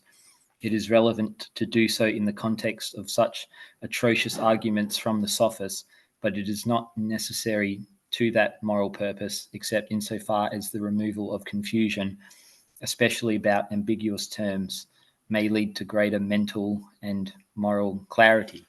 So, and it's like in the, in the Crito as well, he makes some really bad arguments, right? But that's because he's arguing, or we're not arguing as such, but he's dialoguing with a bit of a Dumbo that the Crito is. So I think a lot of it comes down to like Socrates knows his audience. He knows who he's communicating with. And in order to get his point across, like, I think he kind of knows that people have to have ears to hear. And so you got to kind of, speak their language in a sense. And so he's, we could almost, maybe this is just effective communication for him, to be, how am I going to be able to get through to these people? Because when he has he talks differently with different interlocutors, right? And this one is, there's a lot of, he's not really, well, I would, maybe he's not really talking to Protagoras. He's talking to all those followers of Protagoras who are not as smart as Protagoras, maybe. And that's, I think, maybe can account for some of his bad arguing. Maybe, but to touch on his deceitfulness again too, I know we're getting to that point, Judith. Not only is he deceitful, but he makes his friends look bad as well. How's that? He makes his friend, what's his name? Prodicus look like an idiot. He does it intentionally. Yeah, he kind of does a bit, yeah. Yeah, he does. Yeah, all right. Yeah, that's a bit rude. Yeah, granted. All right, so we now get to this point in the dialogue, which is actually a really, really famous section, because as far as I know, these quotes from this poem by Simonides, I think this is the only version we have of these poems by Simonides, and so that's partly why these particular sections are famous. Now, Simonides was a very famous poet, and of course, at the time of Socrates, people knew his poetry by heart, but we don't, because all we've got is these bits and pieces quoted by Plato. And so Simonides, somewhere, as Protagoras says, Simonides somewhere says to Scopas, the son of Creon of Thessaly, for a man to become good truly is hard, in hands and feet and mind foursquare, blamelessly built. And of course, Socrates knows the poem. Apparently, everybody knew the poem. And so there's this whole argument constructed around whether this was contradicted by a later part of the poem, where Simonides says, nor is Pittacus's proverb in tune, however wise a man he was, hard it is to be good, he said. So there's a lot of kind of assumed knowledge here. So Pittacus was one of the 7 sages of Greece, and so he was a wise man, the kind of person that, again, later the Stoics would call a wise man, a sage. And so his utterances are supposed to be by definition wise, but there's a contradiction apparently in Simonides' poem between for a man to become good truly is hard, and then the poet also says that Pittacus was wrong to say it is hard to be good. And so we suddenly have this argument set up around, well, what was the poet getting at? And were these great wise men of the past, were they right or were they correct? And so it's kind of all a bit of an appeal to authority. It's around appealing to, well, what is the wisdom of the ancients that we can try and understand from these kind of quotes? And first of all, Protagoras makes the point that the 2 statements are inconsistent. And then Protagoras gets a noisy round of applause for his speech, from all these listeners. And Socrates feels as though he's been hit by a boxer. He's quite stunned. Everything went black, and I was reeling for Protagoras' oratory and everybody's clamour. So it's down to Socrates to try and understand what Simonides was getting at. But yeah, the larger question is, well, how are we to understand these supposed wisdom from the ancients? can that give us some guidance about these important matters around virtue and becoming virtuous? Yeah, maybe. But I just thought this whole argument was so bogus. And I don't know, maybe you have to know what they're talking about to make sense of it. There's definitely that. But on the other hand, it's clearly that he's just talking rubbish, because he actually says, for example, towards the end of that first bit, he says, he tries to rope Protagoras into it, right? He says, I heard blah, blah, blah, blah. So I turned to Protagoras and called him. Yeah, that's the bit you were just talking about. He felt punch drunk or whatever. Protagoras, I said, Simonides is a countryman of yours and you ought to come to his rescue. And so he comes up with this weird defense using kind of like what we talk about. Well, we don't really understand because in that country there's a dialect and they mean something slightly different from what you think they mean, Protagoras. He's not actually meaning that word. When you use that word, it actually has a completely different meaning. Isn't that right, Protagoras? Because Protagoras is from that country. And Protagoras, oh yeah, that's right. That's exactly right.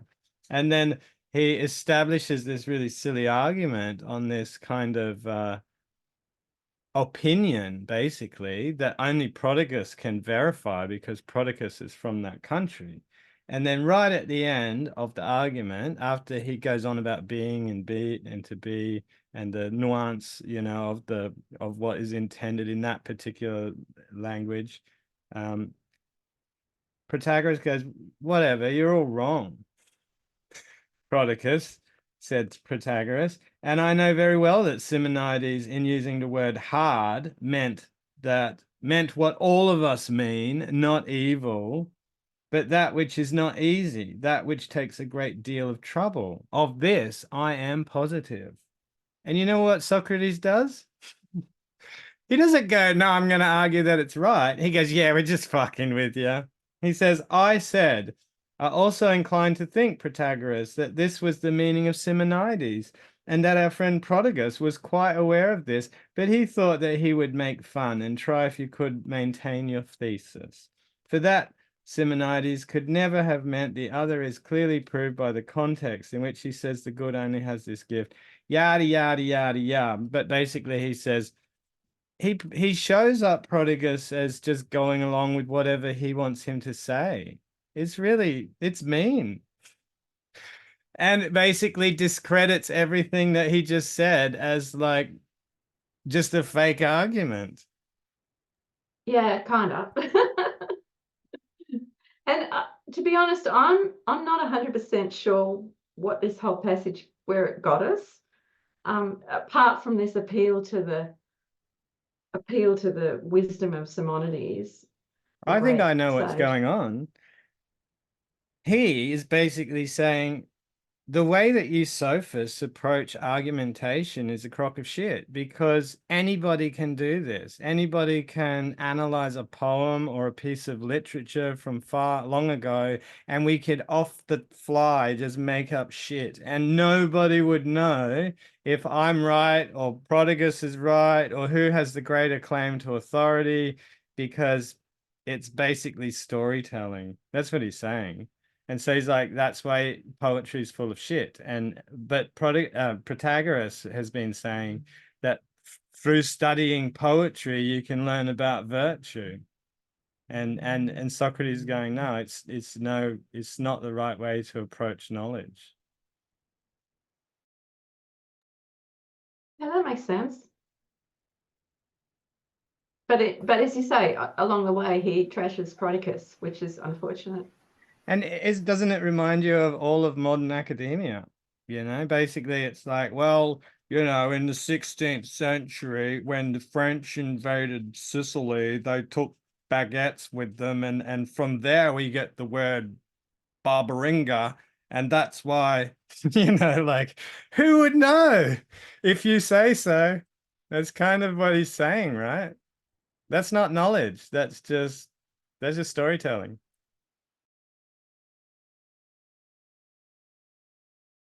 Yeah, and then Socrates goes on with his own kind of his own myth, really, because he talks about the Cretans and the Lacedaemonians. That's the Spartans. And do you buy any of that? I think Not he's just really. no, I think he's doing exactly what I was just talking about. He's making stuff up. The secret of theirs.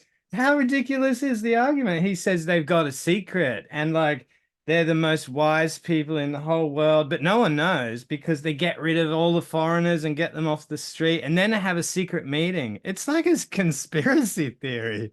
Like obviously he must just be like laughing, you know. I wonder how the other guys are taking it. Like really, they must still be having a good giggle. Like Socrates is having a go at us, because clearly they would know that this is just fantasy, right?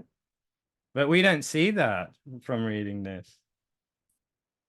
Is that anything to do with this point about teaching virtue? Like if he thinks the Spartans are virtuous, you know, how can they all be virtuous? They must know something that other people don't. But so how do you teach that then, or how do they all become like that? And they don't have. I think he is kind of taking the mickey, because he says you can see the distinctive kind of Spartan wisdom in their pithy, memorable sayings, which they jointly dedicate as the first fruits of their wisdom to Apollo in the temple at Delphi, inscribing there the maxims now on everyone's lips: know thyself and nothing in excess. What's my point? That the characteristic style of ancient philosophy was laconic brevity. So I don't know how serious he is. I don't actually think he's being very serious.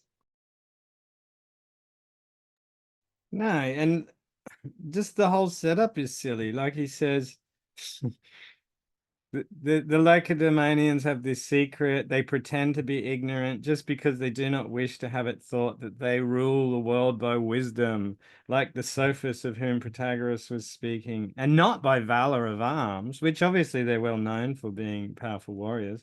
Considering that if the reason of their superiority were disclosed, all men would be practicing their wisdom. And this secret of theirs has never been discovered by the imitators of Lacedaemonian fashions in other cities, and this bit's funny because he's saying people go around imitating them, but totally in the wrong way. And as a result, they get their ears bruised in imitation of them.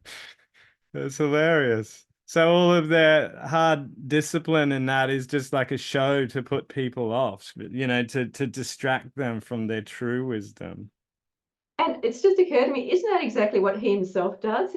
Is pretend to this pithy, oh, he can't do the long speeches. You know, he himself is pretending to this laconic kind of wisdom, but he's kind of sending it right up. You know, it's very meta.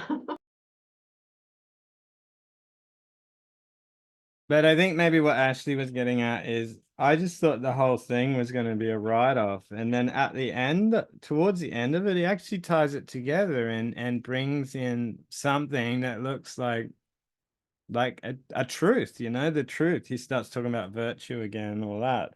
So I think it underlines that point that it's not that you can't have truth in poetry. It's just that you just don't know where it is because there's all this other fluff in the way. So a bit like you were saying, Ashley, there's a lot of junk in there, and his dialectical method is to get rid of the junk. It's like to cut all that crap out and in a way make it more pithy so that you can just get at what you're trying to do, which is apprehend the value of an argument and to get at the truth.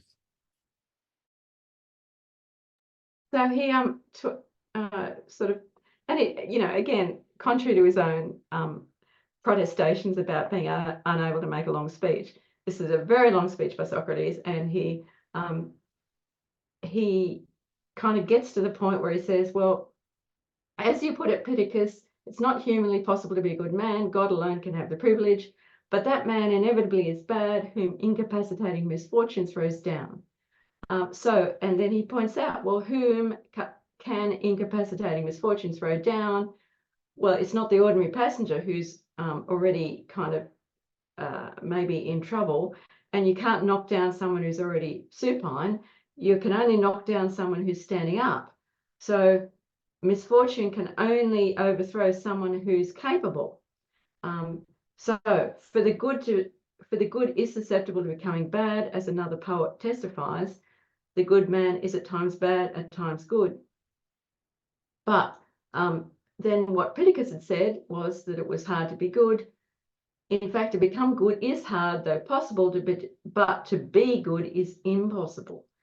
Faring well, every man is good, bad, faring ill. So this is where we get to this next kind of crux, really, which is, well, what is it to be faring ill?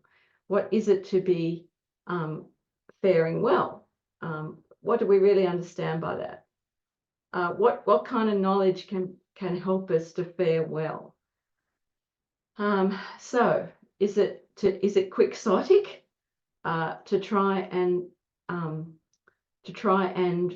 have a good life?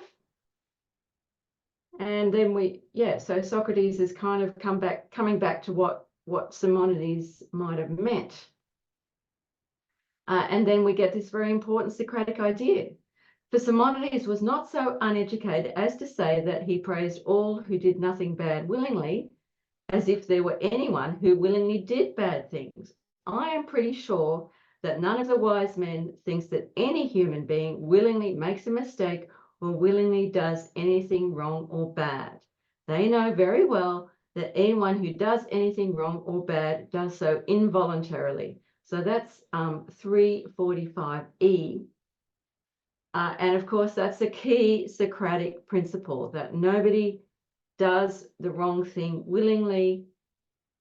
People who do the wrong thing do so thinking that they're doing the right thing. And that's another key point for us to consider. And that's where his argument improves, doesn't it? He wastes a lot of time. He could have just got to that, and we'd be on the right track. But it gets good. There's some very interesting psychological insights that come out of that notion of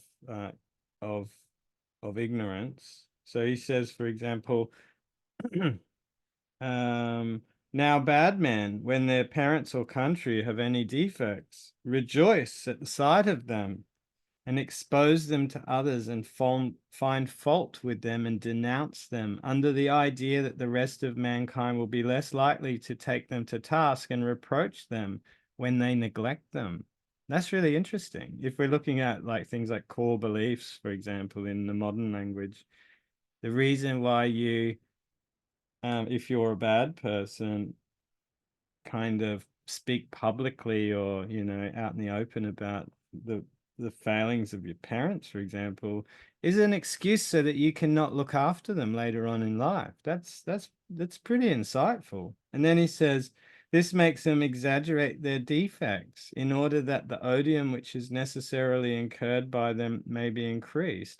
But the good man, in opposition, dissembles his feelings and constrains himself to praise them.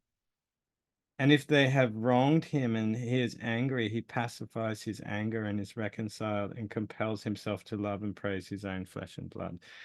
So the good man resists the bad act of behaving poorly, and that requires some sort of discipline.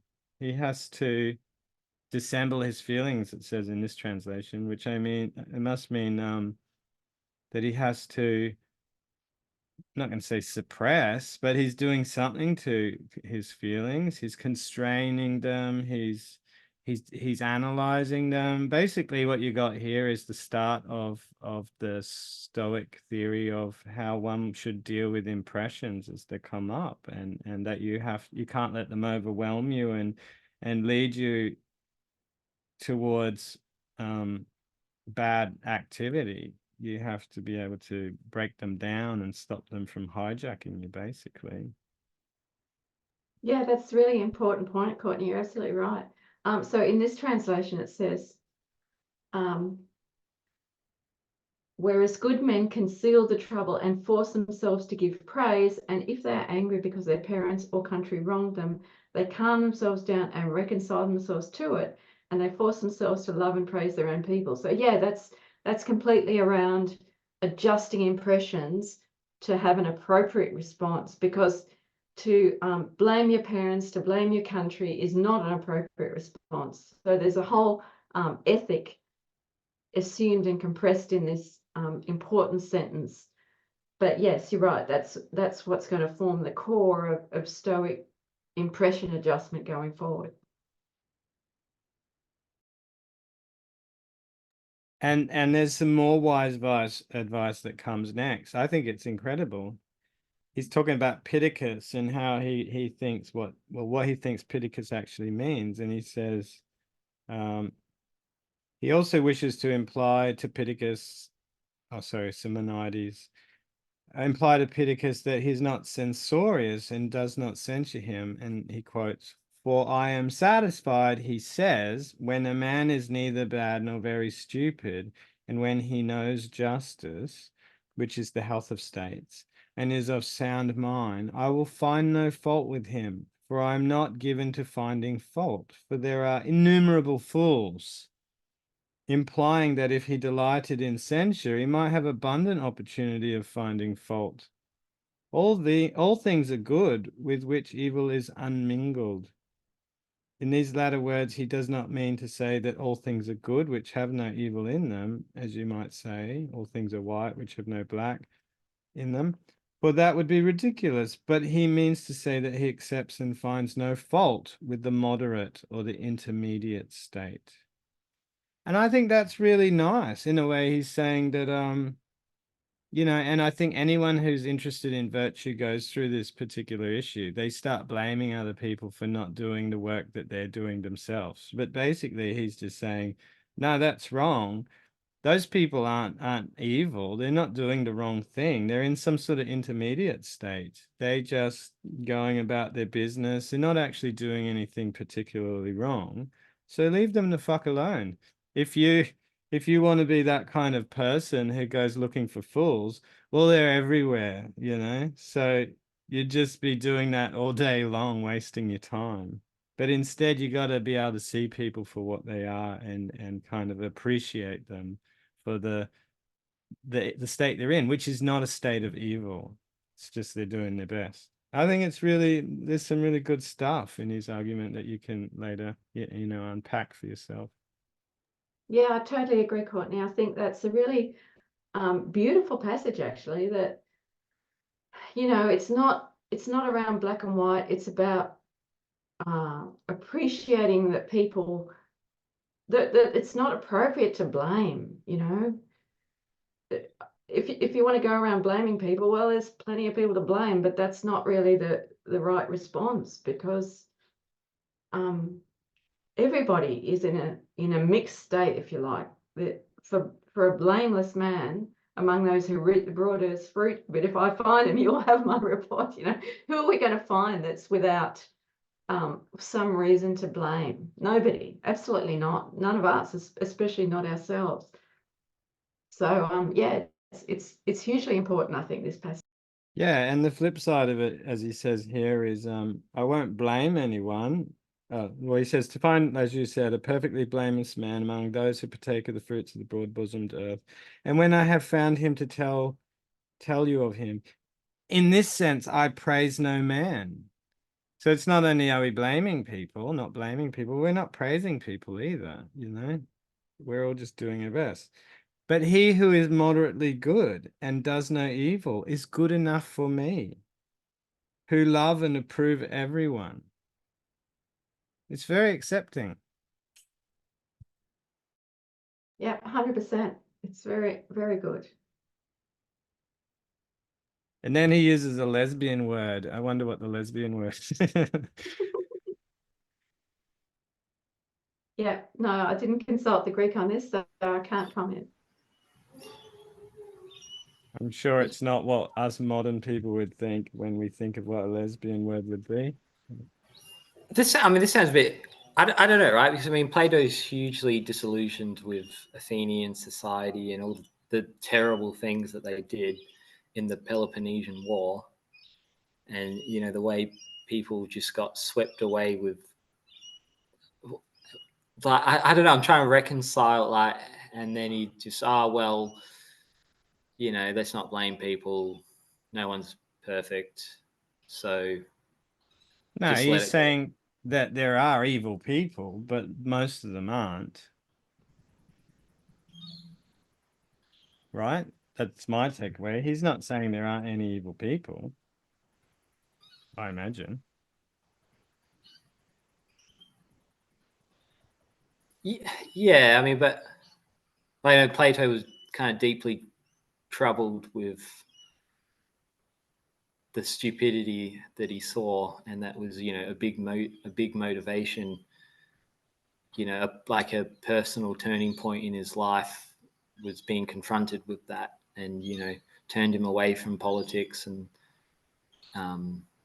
But the question is Socrates troubled by that? I don't think he is. He says, I have a calling and God has put me in this post to do this. He never says, I'm so fucking angry, you dumb cunts. He says he's just saying this is my job and I'm here to remind you that you need to be good citizens. That's what he's doing. I don't know. I mean, like in this whole thing in the Republic about trying to create a state where people will act virtuously, basically. So I'm surprised there isn't more in there about like we should be trying to make an effort at least. Even we're not perfect. Let's not go around blaming everyone, but it should be kind of some part of some component of justice, which that we make an effort to educate ourselves so that we're not doing stupid things. Like I'm really really surprised that something like it's I mean, it's nice, isn't it? To have that accepting and that blaming, and to be kind of focusing on yourself a bit more before blaming other people. But I mean, it makes sense, right? Like, we do have a tendency to do exactly this. We're like, okay, I'm working on myself. I'm doing really good. Oh my God, people are so stupid. Look at those stupid dummies over there. Like, it's a big trap that all of us get caught into. And maybe that's the sort of thing he's commenting about too. I don't know.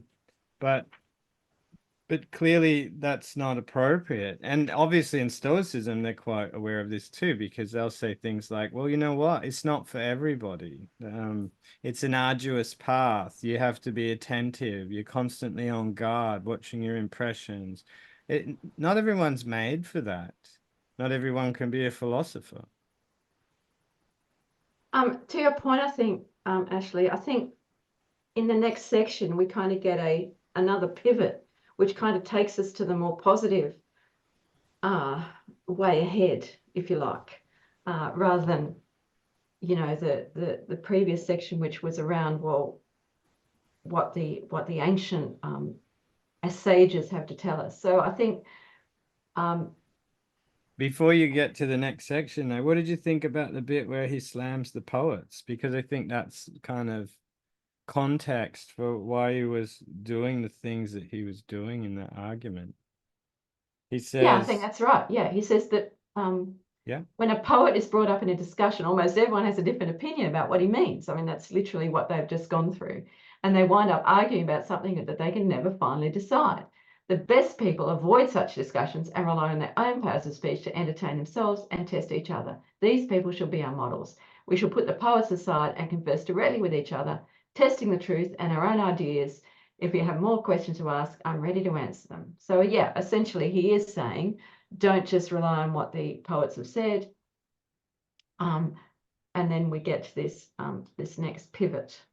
but talk about protreptic, you use that word, Ashley. He says, um, he says, the talk about poets seems to me like a commonplace entertainment to which a vulgar company have recourse, who, because they are not able to converse or amuse one another while they are drinking, with the sound of their own voices and conversation by reason of their stupidity, raise the price of flute girls in the market, hiring for a great sum the voice of a flute instead of their own breath to be the medium of intercourse among them. It's pretty it's pretty scathing. Yeah, but he did. He was perfectly happy to come into the symposium and do exactly what he then, what he's criticizing there. So yeah, I don't think we need to take that as particularly salient. He's also lumping all the poets together, right? Like, do you think, Euripides or something like that is a bit different to some of these ancient ones about all their mythology and mumbo jumbo stuff like that? But he's not discerning the poetry as an art from the poets themselves or the particular poet. Yeah, I mean, I'm not particularly au fait with the Republic, although I've got a broad idea about it. But doesn't he totally reject poetry from the ideal state? I mean, that's my understanding. But Yes. but at the same time, of course, as an educated Athenian, he knows his Homer by heart. He knows his Hesiod by heart. He knows his Aeschylus. He knows his, so Even though he's got a bad memory. that too, yeah. So yeah, I mean, at the same time as it might be critiqued, a knowledge of poetry was an essential for being an educated person. So how could he in fact reject it? I mean, that seems to be posturing and pointless in a sense. And you think what he's really rejecting is not so much poetry, but kind of relativism, right? If there's no standard interpretation or no way of even actually understanding what they meant, even the poets themselves don't know because it's divine inspiration or something like that. Because wasn't Protagoras was, a sort of famous proponent of relativism. If that's sort of why he's making that point. Maybe, but he definitely brings up, this translation says the art or science, basically, and he's talking about his use of dialectic. So obviously he's sort of getting at, you need a good method to go about looking for the truth, and poetry is just an inferior method because there's too much. You just don't know, like, who knows? It's just not, it's not a scientific method, you know what I mean? Whereas he thinks dialectic is a scientific tool, a technique that can get at the truth. It's not really a method at all. Kat, maybe we need to move on because we kind of haven't really got quite to the most important, The best bit, the best bit, the right? good bit. So Meat. the meat, yes, we need to go back to this issue of the parts of virtue or the aspects of virtue, or the, is courage different from all the other aspects of virtue, which was said earlier. And Socrates wants to look at this issue around courage, confidence. Is a courageous man confident? Well, yes. So what about the people who dive confidently into wells? Well, they're divers. That's what they do for a living. What about fighting on horseback?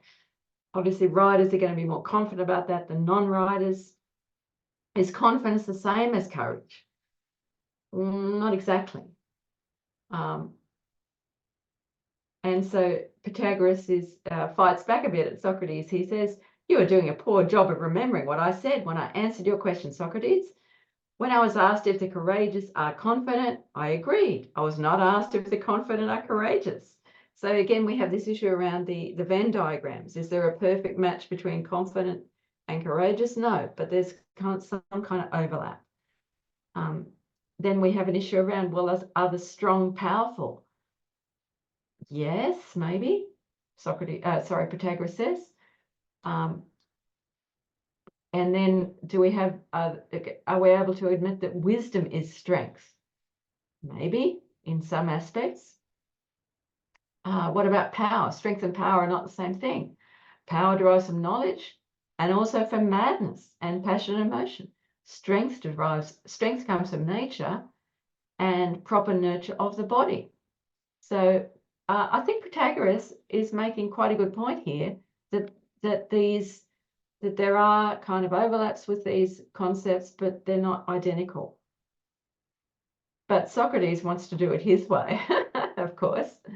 So he says, would you say, Protagoras, that some people live well and others badly? Well, obviously, yes. And then we have this issue around living pleasantly and living unpleasantly. Is living pleasantly the same as being good, and living unpleasantly the same as being bad? And Protagoras isn't particularly certain about this. But then we get into a whole dialectic around whether pleasant things are good as far as they are pleasurable and not good as far as they are not pleasurable. So yeah, there's a whole exchange around that.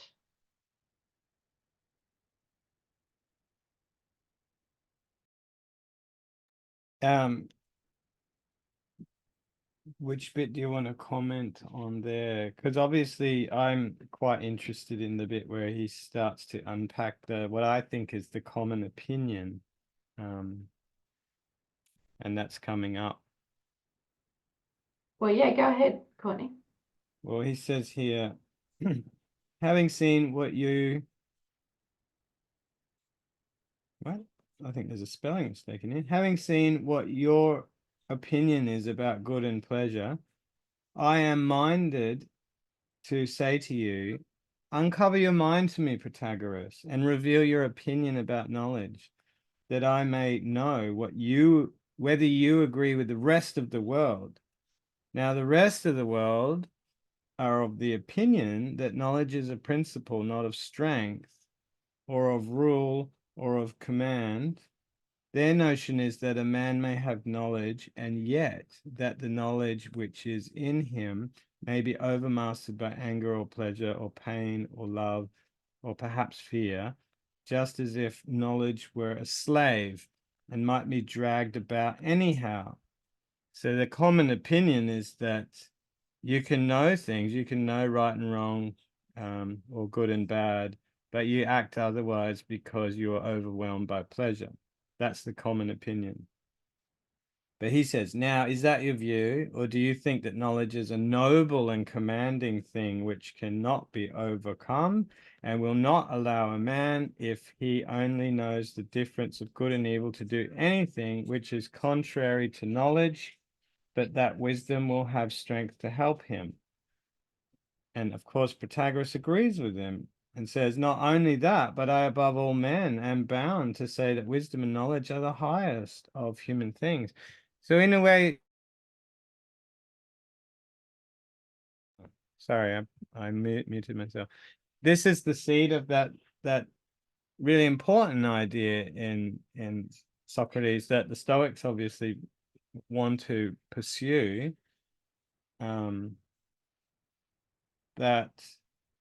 that virtue is a form of knowledge, right? And that if a person has knowledge of the good, then they can't fail but act on it.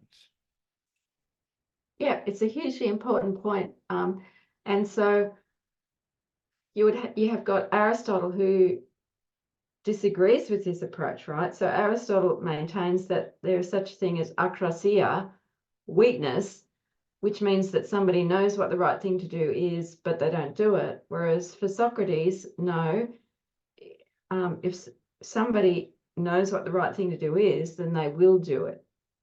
So if they do the wrong thing, by definition, they don't know what the right thing is. It's entirely cognitive for Socrates. It seems far-fetched to me, isn't it? Because everybody knows, like, no one's perfect, right? So everyone, if you ask anyone, what's the ideal thing to do in any situation, you can probably have a pretty good idea. And then you say, how often do you live up to your values in every day, every situation? Like, I don't know. Like, it's a stretch, you know what I mean? Yeah, it's kind of counterintuitive to us because because in a sense for us, the default is akrasia. Yeah, our default is, oh, well, I know what the right thing to do is, but I don't do it. And one of the best statements of akrasia is in St. Paul. I can't remember the exact reference. I think it's in Romans, but he says, you know, I know what the right thing to do is, but I don't do it because of sin which is in me. So St. Paul gives a kind of a classic statement of it as we have come to know it culturally.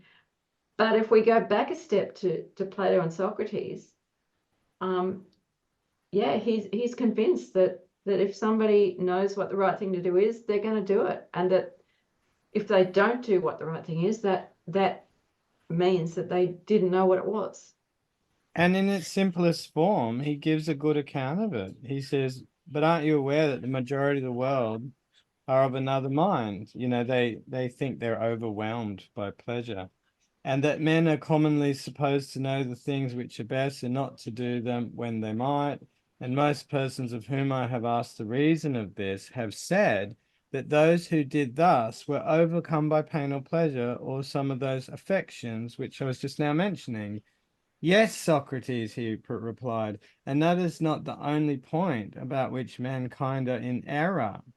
Suppose then that you and I endeavor to instruct and inform them what is the nature of this affection, which is called by them being overcome by pleasure, and which, as they declare, is the reason why they know the better and choose the worse. When we say to them, friends, you are mistaken and are saying what is not true, they would reply, Socrates and Protagoras, if this affection of the soul is not to be described as being overcome by pleasure, what is it and how do you call it? Tell us that. And this is kind of the interesting bit, or at least part of it. But why, Socrates, should we trouble ourselves about the opinion of the many, who just say anything that happens to occur to them? So the many don't know. And the fact is, they just say what occurs to them in the moment. They respond stimulus to response. In the background here, he's revealing a method. A person has to stop and pause and not respond immediately to the thing that strikes the senses, but has to invoke some part of the soul which reasons, which has access to knowledge. And that's part of the argument here, I think. And so it's not so silly to think that those who have knowledge and can access that knowledge will know how to behave appropriately. And it's based on reason. It's not based purely on the appearance that the senses give you.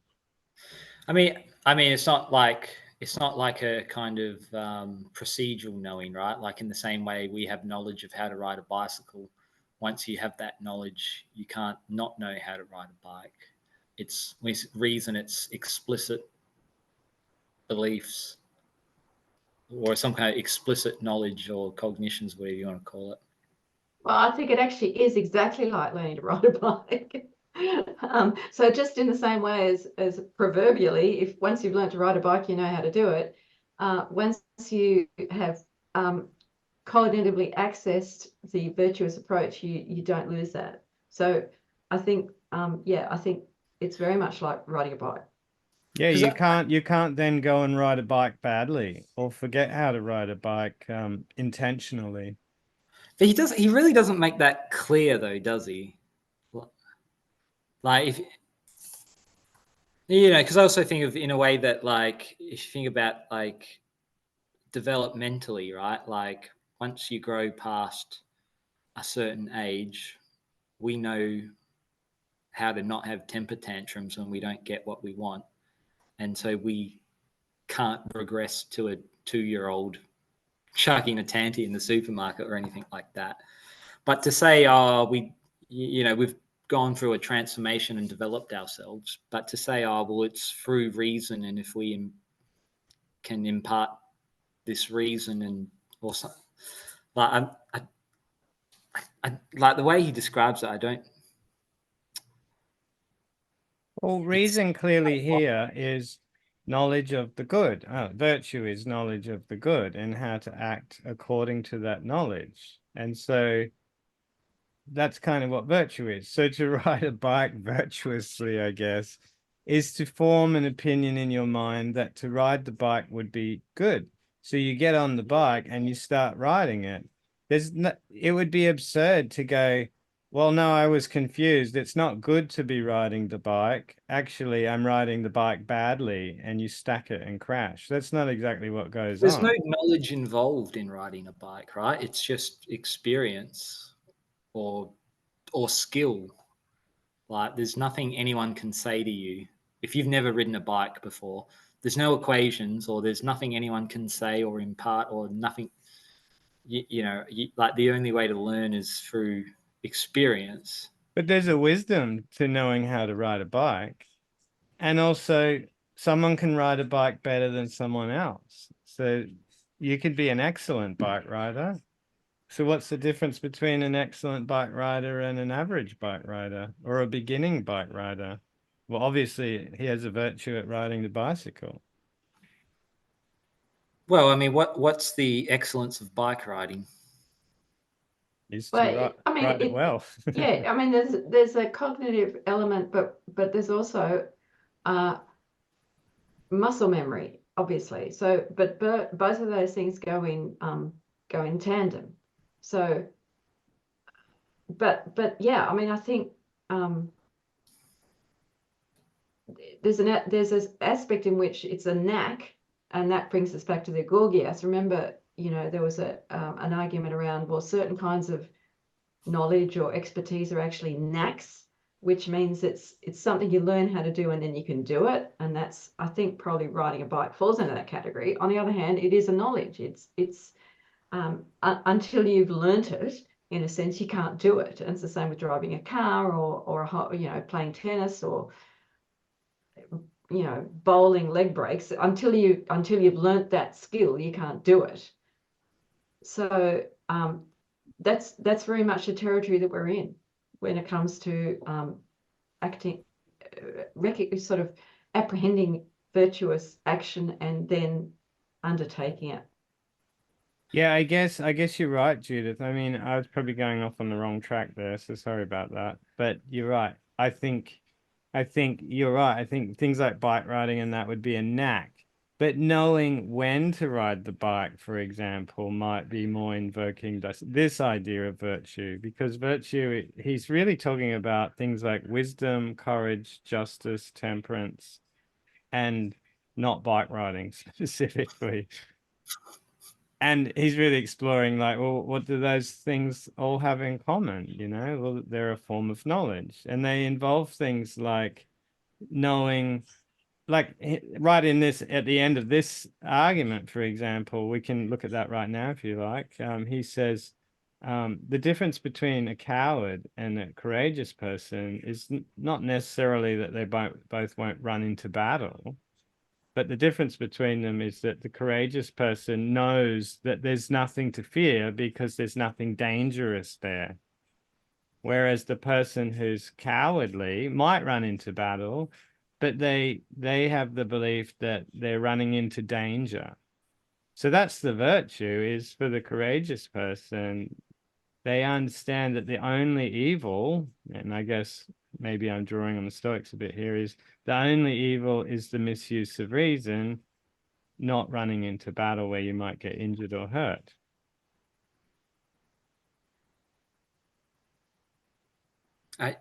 I still don't understand why he doesn't call it a skill to act virtuously. Like, was he saying it just sort of effortlessly flows from you? Well, presumably they're going to say through dialectic and studying philosophy, one gradually discovers what their role is as a member of a community, and what kind of faculties nature has given us so that we can be good and good members of a city. That's kind of the idea, right? It's kind of implying you don't have to train in virtue; you just have to study it.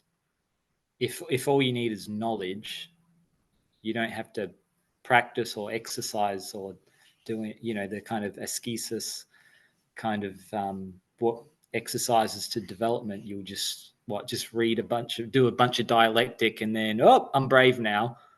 Oh, I've got temperance now. Oh, that's great. Wow, this is good. Well, No. I think that kind of brings us to the next section, which I think we need to, sorry for you, Ashley, it's only 8 o'clock there. Here it's 10 p.m. and I need to move on. So then we get to the issue around pleasant and painful, and how those relate to good and bad. And so this is where we get to this key issue. Is something, how do we classify these experiences? Pleasant, painful, good, bad. So how does a person allocate an experience to one of those categories? And so when people are comparing courses of action, right, they're going to look at, the pleasure will, if there's a pleasurable option, then that will look more inviting, I suppose, than a painful option. But then how do we weigh up one against another? And this is where we get to this key matter, which is around measurement. When somebody has been overcome by pleasure in this notional scenario, he will say, by being overcome, you mean getting more bad things for the sake of fewer good things. Well, that's one way of looking at it. But then if we go back and rename the pleasant and the painful, so we're trying to see what it actually means to be overcome by the pleasant things. Well, how do we classify whether one outweighs the other? And so Socrates kind of considers, well, if someone were to say, with Socrates, the immediate pleasure is very much different from the pleasant and the painful at a later time. So then the key dimension is the time. And so how are we supposed to weigh up the pleasures and the pains in taking into account the times, or sort of the passage of time? And then Socrates uses an image of things being further away or closer up, and because of that, incidence that occurs because of the limitations of our vision, I guess, we see things more clearly when they're closer at hand and less clearly when they're further away. And so we can be mistaken about their dimensions and about their relative volume, or their relative size, or their relative importance. And so Socrates comes to the conclusion that that our judgment around this should be equivalent to the art of measurement. Yeah, and that's cool, isn't it? Because time's like that too. The bit you said about time is that if things are far away in the future, they might seem smaller and more distant in terms of their size. But if they're right in front of us, they appear much larger. So he's saying exactly that should you trust measurement, which would be able to put these things side by side each other and see them from the same perspective and from the same, location in time and space? Or do you trust appearances? And again, we're back to that very important idea that the appearances mislead us and shouldn't be relied upon. And the very the measurement is a kind of knowledge. So at 357 he says, then what would save our life? And that's what it comes down to. This is so vital. It's around our life and death. Surely nothing other than knowledge, specifically some kind of measurement, since that is the art of the greater and the lesser. In fact, nothing other than arithmetic, since it's a question of the odd and even. Would these men agree with us or not? And Protagoras thought they would agree. So it turns out that our salvation, and I haven't checked what the Greek is, but I guess it's something to do with, health or something like that, depends on the right choice of pleasures and pains, whether they be more or fewer, greater or lesser, farther or nearer. Doesn't our salvation seem, first of all, to be measurement, which is the study of relative excess and deficiency and equality?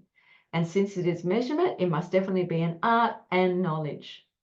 So this is what we come down to. It's a knowledge that is in relation to what is greater and what is less. Yeah, so it's a knowledge.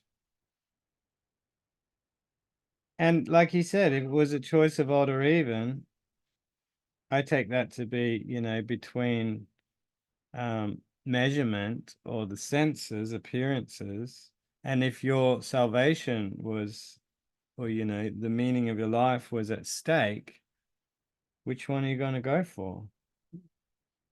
And we can, the way we kind of phrase it nowadays might be cost-benefit analysis, right?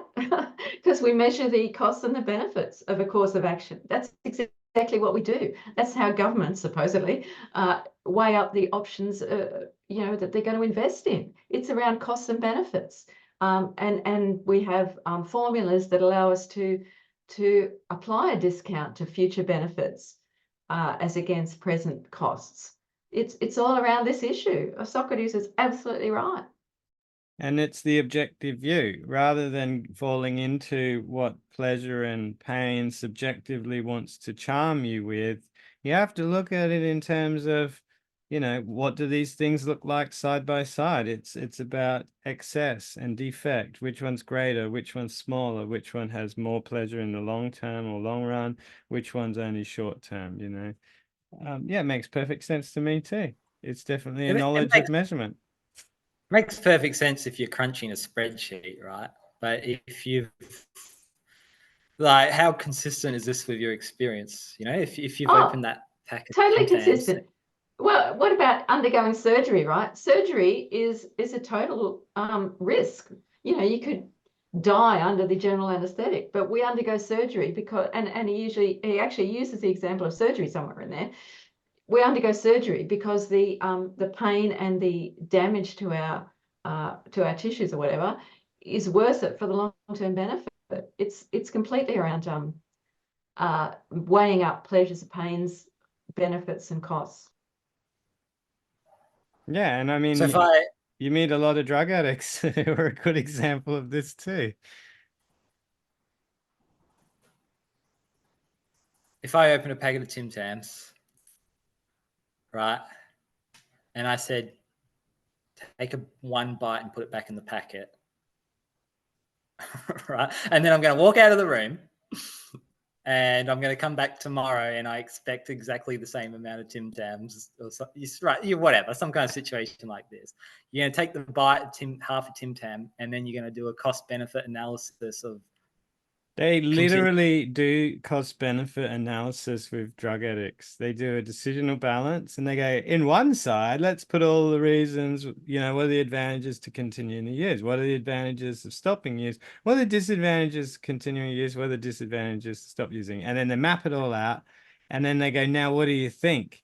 And they scratch their head and they go, well, I know I should stop when you put it like that, but I really, really like it. It's very pleasurable and I love the lifestyle.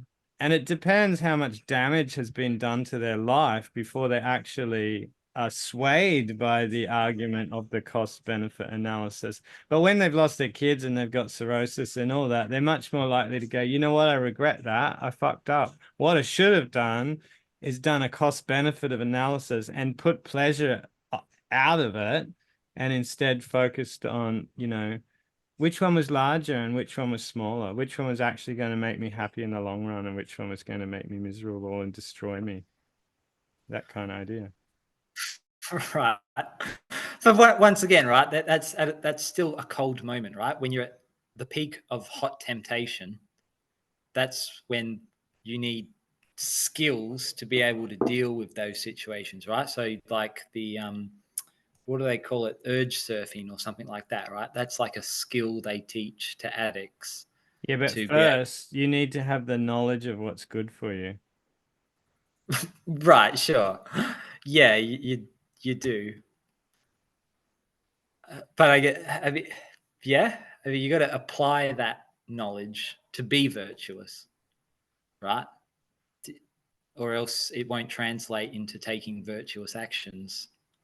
No, you just have to have the knowledge that if I carry on like this, I'm going to die. And usually that's enough.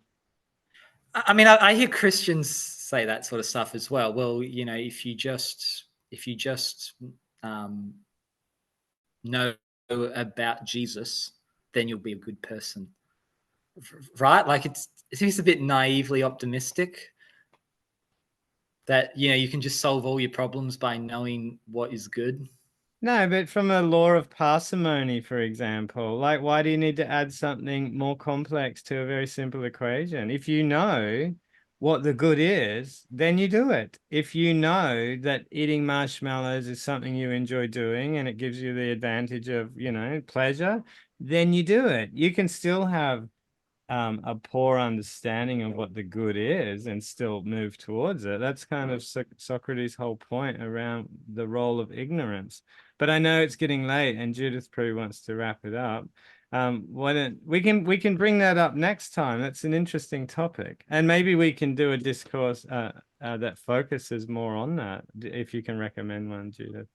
Oh, I'd love to do a whole session on akrasia, this whole, as you say, counterintuitive, actually, this idea that, the Socratic idea that if you really know, as in you've made the appropriate measurements, which again presupposes knowledge. So, and that's just to go back to the surgical example, we rely on our surgeon who's got the experience and the knowledge and to know that our having this operation is going to be worthwhile. If our surgeon says to us, oh, look, actually, I don't think it's worthwhile to do this operation, then we take his or her expertise, right, at face value, because they're the person who has the knowledge. That's what we're relying on. We don't then turn around and say, oh, well, I read an article that says I probably should have this operation. Well, we don't tend to do that. We defer to the knowledge of someone who's an expert. And so in practice, we do acknowledge the force of knowledge, right, in the space around life decisions.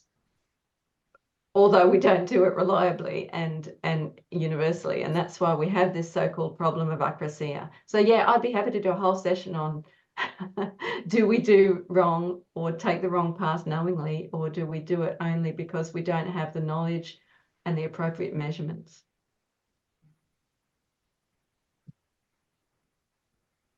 Great. That sounds How do we wrap very this interesting. one up? Are we missing anything yet? I think there is a little bit more at the end for the last couple of pages. So why don't we do that next time?